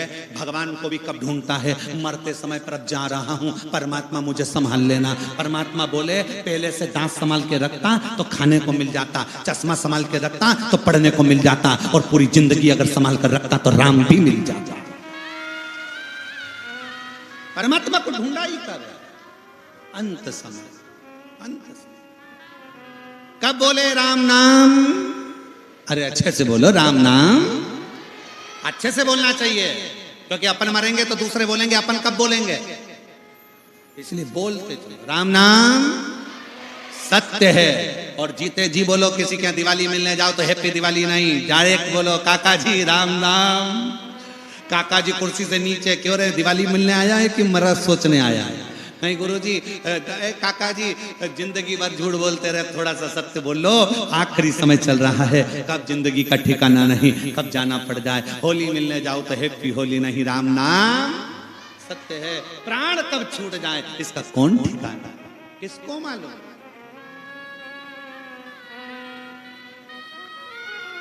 और ये जीवन का एक आनंद, जीवन का एक सुख है, परमात्मा का नाम। भुज काशी जाना चाहता है, कोई जाए जो काशी में मेरा पैगाम ले जाना। कोई जाए जो काशी में मेरा पैगाम ले जाना। ये कहना डमरू वाले से तुम्हारी याद आती है। मैं खुद तो आ नहीं सकता, मेरा पैगाम ले जाना। भुज विचार करता है, गांव के लोग कह रहे हैं हम तुझे ले चलते हैं, पैसा हम खर्च करेंगे, लेकर हम जाएंगे, पर भुज को चिंता ये है तुम ले तो जाओगे पर घर का खाना कौन खिलाएगा? बच्चे भूखे मर जाएंगे, पत्नी मर जाएगी, माता पिता मर जाएंगे, उनको अन्न कौन देगा? सबसे बड़ी चिंता तो लोगों को यही है कि मेरे घर का क्या होगा। और हम भी तो वही कर रहे हैं, तेरा क्या होगा कालिया, हम भी तो वही बोल रहे हैं। अंत समय में होना क्या है, होगा क्या? भुज आज मेहनत 4 गुनी कर रहा है। इतनी मेहनत करी भुज ने, 3 दिन का अन्न लाकर रख दिया कि मैं 1 दिन जाने में, 1 दिन दर्शन में और तीसरे दिन मैं आ जाऊंगा घर पर, जब तक 3 दिन का भोजन रख कर जाता हूँ। पत्नी ने कहा तुम रख कर तो जा रहे हो और भोजन खत्म हो गया और लेट आए तो हम तो भूखे मर जाएंगे। पत्नी रोने लगी, बच्चे रोने लगे, पिताजी मत जाओ हम भूखे मर जाएंगे। माँ बाप कहने लगे बेटा कहाँ जा रहा है, क्या होगा? परंतु बेटे ने कहा एक बार तो काशी जाऊंगा, विश्वास है, मैं आज तक काशी नहीं गया, शिव का दर्शन नहीं करा, मुझे जाने दो। और 4 दिन का भोजन रख दिया, 5 दिन का भोजन रख दिया और चले गया काशी। भगवान शंकर तो शंकर है, शंकर जी भी विचार कर लिए कि इसको आज पूरा अच्छे से निचोड़ देना है। शंकर जी भी सोच लिया अच्छी भक्ति इसको प्रदान कर कर भेजना। शिव परीक्षा बहुत, एक पशुपति व्रत से तुम्हारा काम ना चले, 2 पशुपति व्रत से काम ना चले, 3 पशुपति व्रत से काम ना चले। शंकर जी के मंदिर में जाते जाते साल भर हो गया, बिल्कुल चिंता मत करना, समझ लेना परीक्षा ले रहा है, देगा जरूर। एक पत्र है देखिए,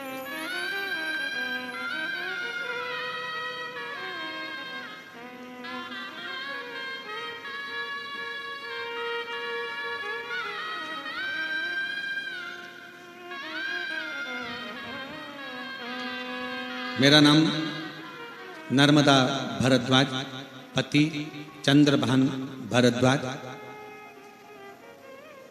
मेरा नाम नर्मदा भरद्वाज, नर्मदा जी के नाम से आज स्मरण में आया। संपूर्ण देशवासियों को आज मां नर्मदा जी की जयंती की बहुत बहुत बधाई हो। संपूर्ण देशवासियों को मां नर्मदा जी की पावन जयंती। मेरा नाम नर्मदा भरद्वाज है, पति का नाम चंद्रभान भरद्वाज है, ग्राम उकारी, तहसील चारमा, जिला कांकेर, छत्तीसगढ़ से आई हूँ। मेरा मोबाइल नंबर ये है। कहीं बैठे हो आप ही हैं? हाथ हिलाओ एक बार, वापिस आ जाइए, एक बेलपत्र ले जाना, आ जाओ। बच्चा आया हो साथ में तो उसको भी ले आइए। गुरुदेव, 1 लोटा जल और पशुपतिनाथ व्रत का क्या वर्णन करूं। मेरी शादी को 19 साल हो चुके थे, हमें कोई संतान नहीं थी। हमने बहुत डॉक्टरों का दिखाया, वेदों के पास गए, मंदिरों में संतान की कामना करके लेके गए, पर हमें संतान नहीं हुई। शादी के 5 साल, 10 साल, 15 साल हो गए हमें इंतजार करते करते, पर संतान का सुख नहीं।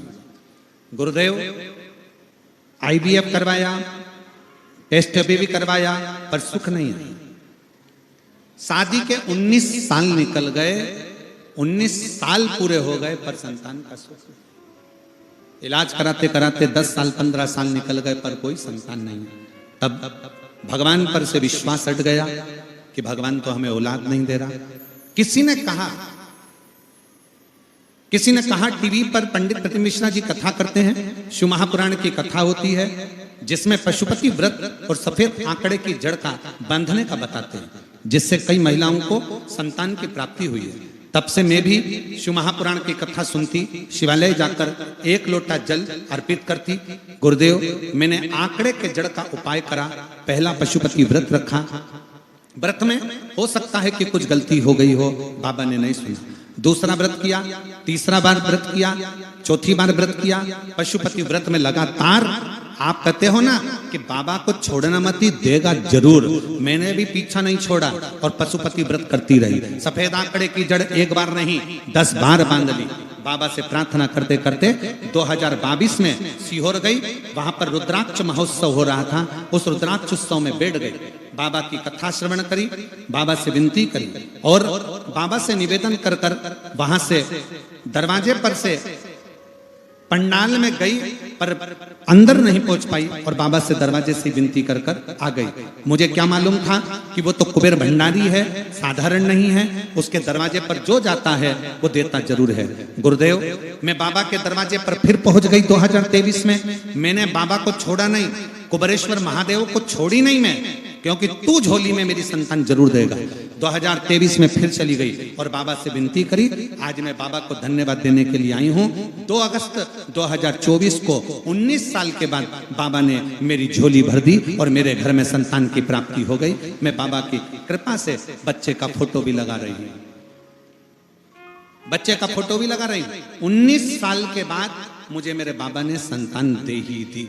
ये शिव भक्ति है, ये आपका विश्वास, ये आपकी दृढ़ता, ये आपका भरोसा। आप लोगों में से कई लोग ऐसे भी बैठे हैं, 1-2 बार मंदिर चले गए, बाबा ने नहीं सुनी, मंदिर जाना बंद कर दिया। पशुपति व्रत कर लिए, 1-2 बार नहीं दिया, मंदिर जाना बंद कर दिया, व्रत करना बंद कर दिया, उपवास करना बंद कर दिया। नहीं, पीछा पकड़ लो उसका, पीछा। और शिव के सिवा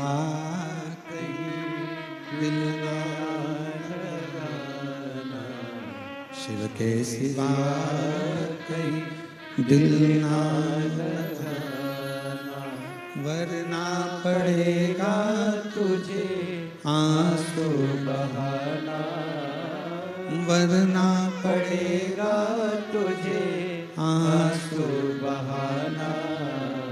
शिव के सिवा कहीं दिल ना लगाना, शिव के सिवा कहीं दिल ना लगाना। उसका एक बार पीछा पकड़ो तो भगवान छोड़ता नहीं है। शिव शिव होता है, शंकर शंकर होता है, त्रिकालदर्शी शंकर करुणा सागर, कृपा करने वाला कृपा जरूर करता है, उसकी दया जरूर होती है। बढ़ाएंगे?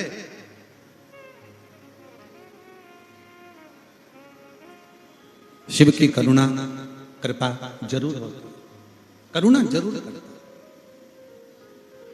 कृपा जरूर करता। शिव कथा कर रहे हैं। भुज एक आस लेकर काशी तक पहुंच गया। भुज एक आस लेकर जब काशी तक गया, काशी पहुंचा और काशी में बाबा ने उसकी परीक्षा ली। ऐसी परीक्षा बाबा ली है कि बाबा काशी में एक साधु का वेश बनाकर बैठ गए। एक साधु का वेश। आ जाओ।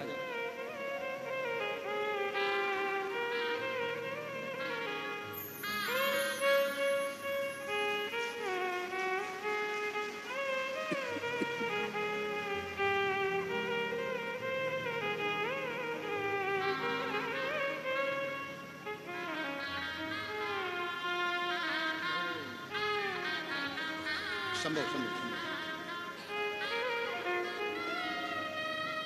19 वर्ष के बाद बाबा ने संतान दी है। एक बार जोरदार ताली बजाकर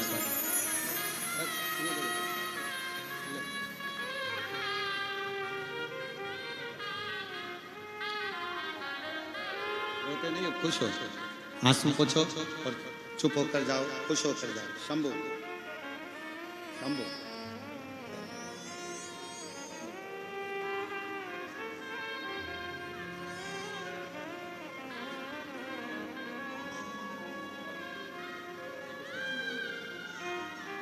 शिवाय नमस्ते।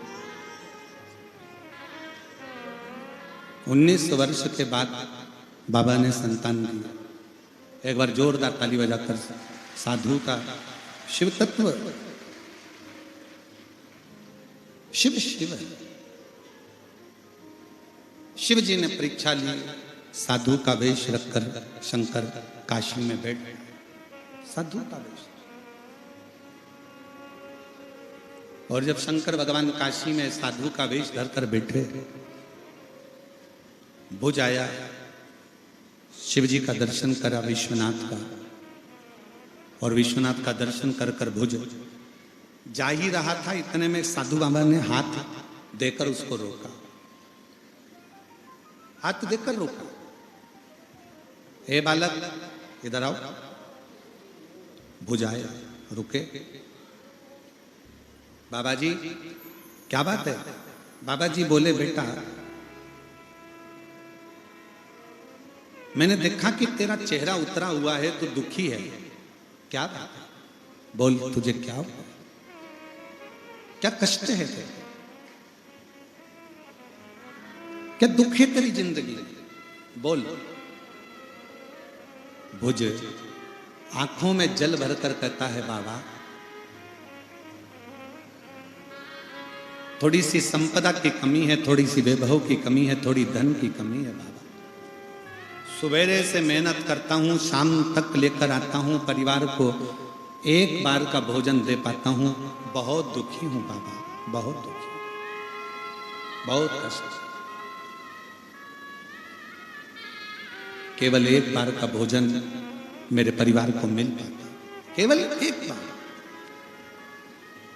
शंकर भगवान बोले कि मैं तेरे भोजन की व्यवस्था कर दूंगा, तू एक काम कर कि तू यहीं पर रुक, 15 दिन यहां रुक, तेरे परिवार की भोजन की व्यवस्था मैं करूंगा। भोज इतने में बोले, बाबा 15 दिन तक यहां रुकूंगा तो मेरी पत्नी और बच्चे और माँ बाप सब मर जाएंगे।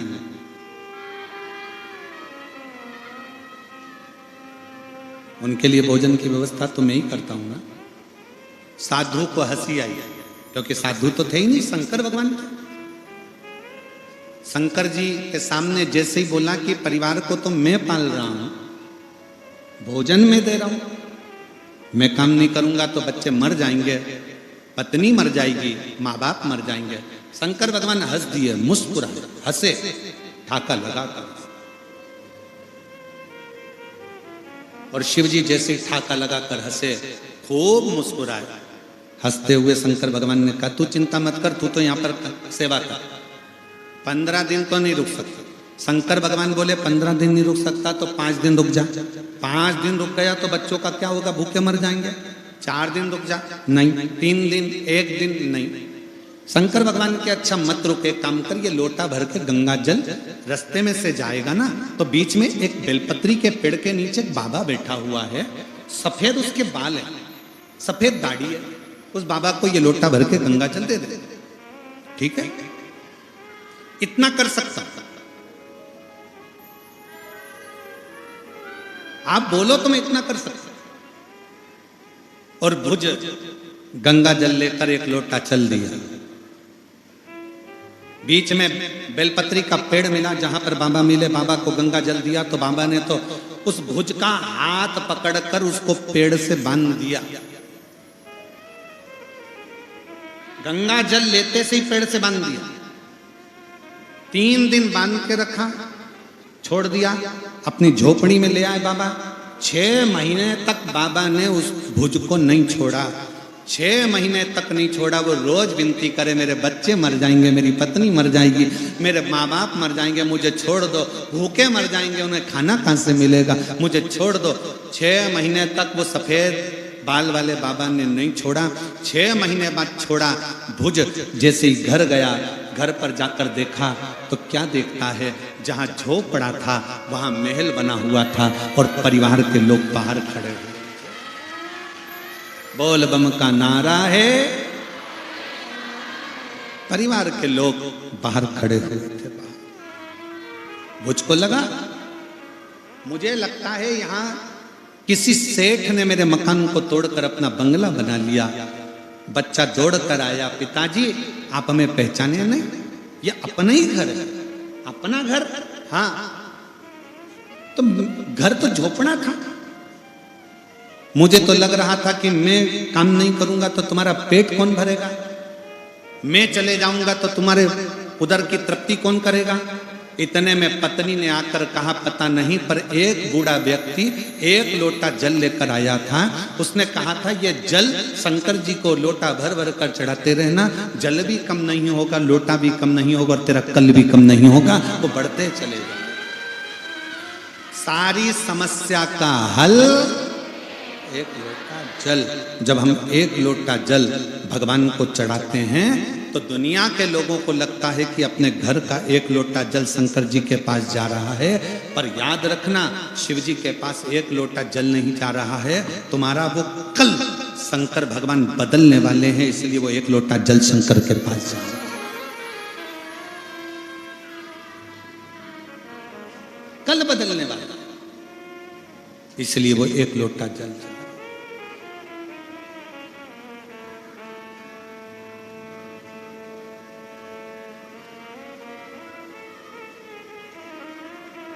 इसलिए निवेदन है, शंकर की भक्ति खाली नहीं जाती। शिव तत्व कथा है, भगवान शंकर की कथा कहती है, शिव महापुराण की कथा कहती है कि भोलेनाथ से निराला यहाँ कोई नहीं, भोलेनाथ से निराला यहाँ कोई नहीं, भोलेनाथ से निराला यहाँ कोई नहीं, भोलेनाथ से निराला यहाँ कोई नहीं, कोई नहीं रे यहाँ कोई नहीं,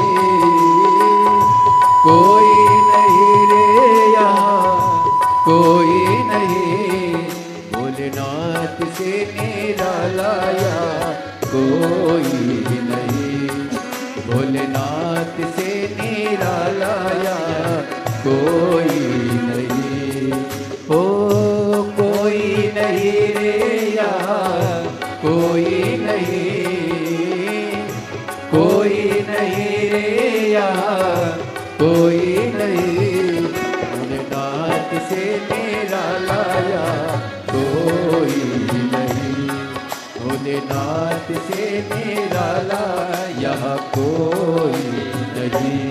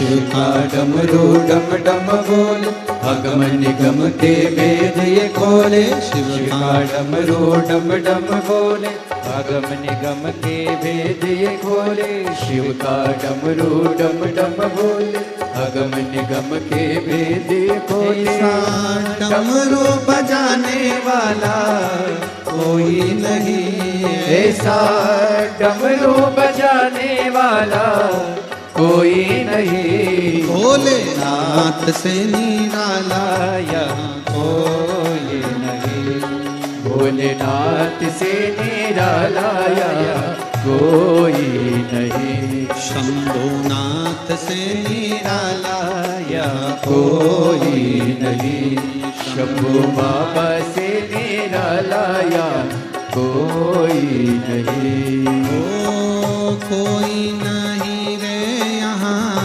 कोई नहीं, कोई नहीं रे यहाँ कोई नहीं, ओ कोई नहीं रे यहाँ कोई नहीं, कोई नहीं रे यहाँ कोई नहीं, मेरे बाबा से निराला यहाँ कोई नहीं, ओ मेरे बाबा से निराला यहाँ कोई नहीं।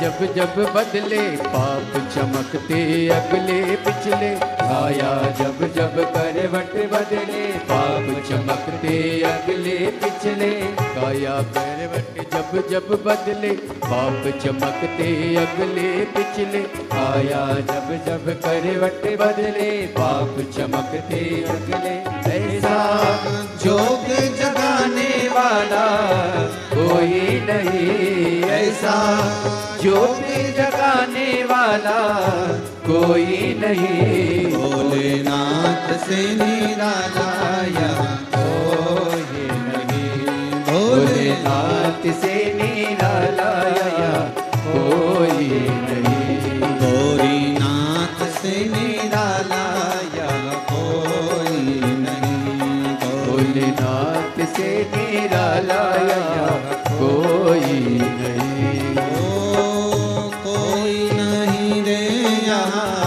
कोई नहीं, कोई नहीं रे यहाँ कोई नहीं, ओ कोई नहीं रे यहाँ कोई नहीं, कोई नहीं रे यहाँ कोई नहीं, मेरे बाबा से निराला यहाँ कोई नहीं, मेरे बाबा से निराला यहाँ कोई नहीं, भोले बाबा से निराला यहाँ कोई नहीं, भोले बाबा से निराला यहाँ कोई नहीं, शंभो बाबा से निराला यहाँ कोई नहीं, शंभो बाबा से निराला यहाँ कोई नहीं।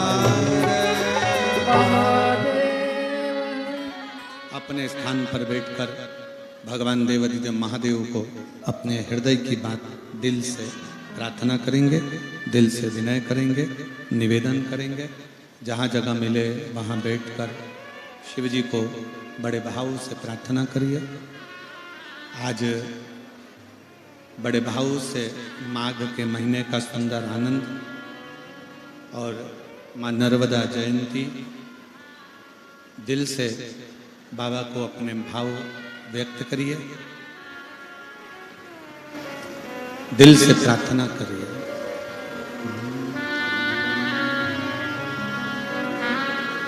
श्री शिवाय नमस्तु, श्री शिवाय नमस्तु, श्री शिवाय नमस्तु, श्री शिवाय नमस्तु, श्री शिवाय नमस्तु। भोला सब दुख काटो हमारा, ओ भोला सब दुख काटो हमारा। शिव शंकर जपो तेरी माला,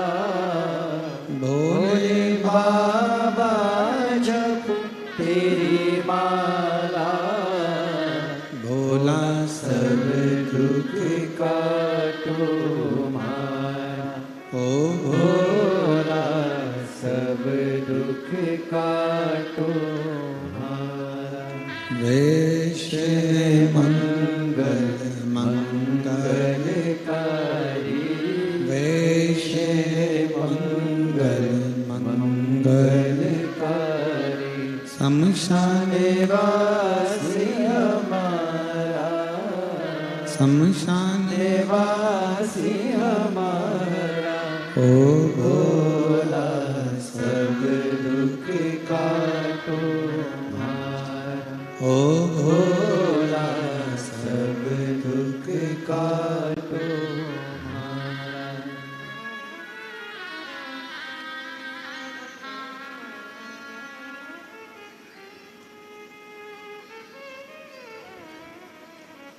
भगवान देवादिदेव महादेव शिव औघड़दानी त्रिकालदर्शी कैलाशी अविनाशी शंकर शिव कथा कहती है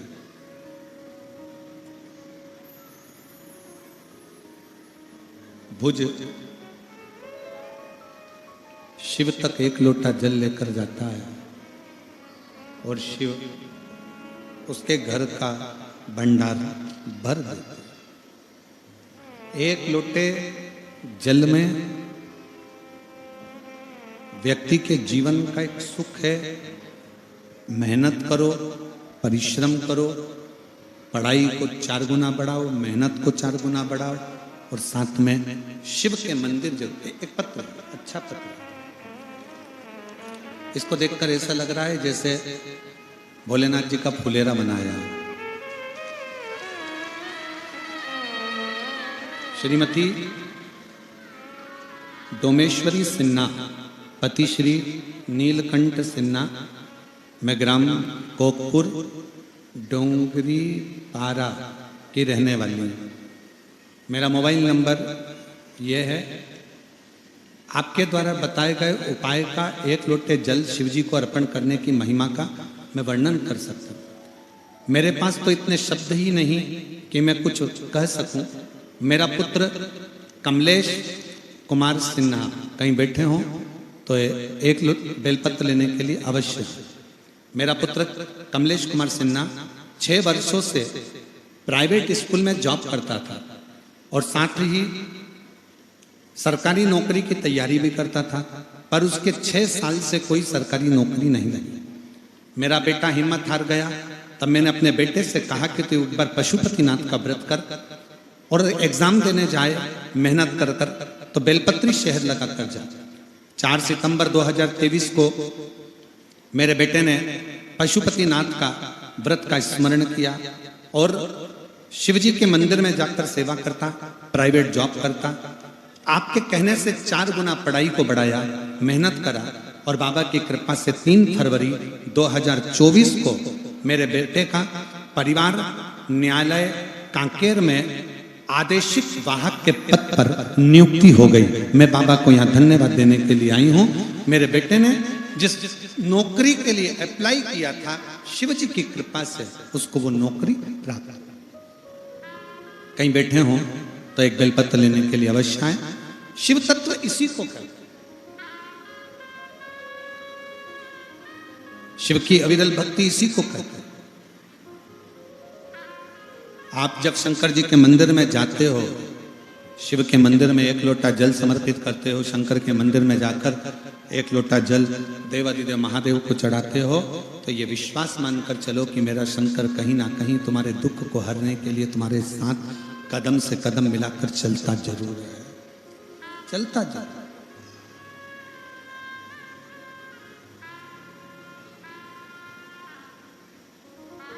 हमको लगता है हमारा घर कौन संभालेगा, हमको लगता है हमारा परिवार कौन संभालेगा, पर शिव महापुराण की कथा कहती है जो दिल से 1 लोटा जल देवादिदेव महादेव को समर्पित करता है, जिसके दरवाजे पर श्री शिवाय नमस्तुभ्यम लिखा होता है, वो समझ लेना कि उसका घर, उसका दरवाजा, उसका परिवार केवल उसका नहीं है, स्वयं देवादिदेव महादेव का है और शिव उसको समझ, शंकर उसे समझ। लिख दो अपने दरवाजे पर श्री शिवाय नमस्तुभ्यम।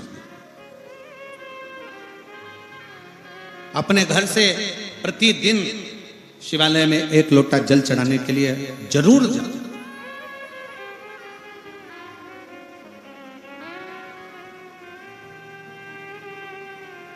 प्रतिदिन जाओ।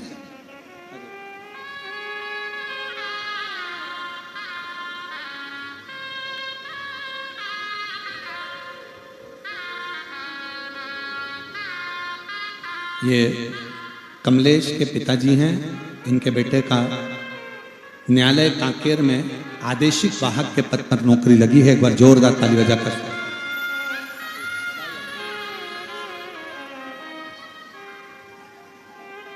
शिव तत्व की प्राप्ति, भगवान शंकर की आराधना, उपासना खाली नहीं जाता। हमारा तो निवेदन है प्रयागराज वासियों से, 10 फरवरी से 16 फरवरी तक जो प्रयागराज में 7 दिवस, अभी तक प्रयागराज की भूमि पर एक बार भी 7 दिवसीय शिव पुराण की कथा नहीं हुई। और प्रयागराज की पवित्र भूमि पर 21 नंबर सेक्टर पीपा पुल नंबर 1 सतुआ बाबा शिविर में जो कथा 1 बजे से 4 बजे तक होने जा रही है, प्रयागराज की भूमि पर 10 तारीख से 16 तारीख तक दिल से सुन। और हम जानते हैं इतना बड़ा पंडाल लगाना बड़ा कठिन है, इसलिए अपने साथ छाता लेकर आओ, बिछाने का आसन लेकर आओ, ओढ़ने का चादर लेकर आओ, पानी का बोतल लेकर आओ, अपनी व्यवस्था पूरी कर चलो। और त्रिवेणी का संगम, माँ गंगा यमुना सरस्वती का घाट, बड़े प्रेम से कथा को सुनो, रोज गंगा का स्नान करो और माँ से विनय कर शिव महापुराण की कथा जो 144 वर्ष के बाद जो महाकुंभ लगा है, इस महाकुंभ के साक्षी बनकर उस कथा का लाभ लेकर अपने जीवन को सार्थक करो अपने अंदर। प्रयागराज की भूमि पर 10 फरवरी से 16 फरवरी तक कथा चलेगी। 17 फरवरी से सिरसा हरियाणा तारा बाबा की कुटिया पर प्रारंभ हो जाएगी जो 23 फरवरी तक चलेगी। 25 फरवरी से फिर शिव महापुराण की कथा सीहोर कुबरेश्वर धाम पर रुद्राक्ष महोत्सव प्रारंभ हो जाएगा जो 3 मार्च तक चलेगा। ऐसे कथाओं का क्रम निरंतर चलता है। शिव तत्व को अपने भीतर उतारना, अपने को दिल से शंकर को अपना बनाने का प्रयास करो। शिव कथा कहती है, भगवान देवादिदेव महादेव का चरित्र कहता है, जैसे भुज के परिवार को शंकर संभालते हैं, जो शंकर के मंदिर में जाकर 1 लोटा जल चढ़ाता है उसके परिवार को शिव संभालते ही। बोल बम का नारा है,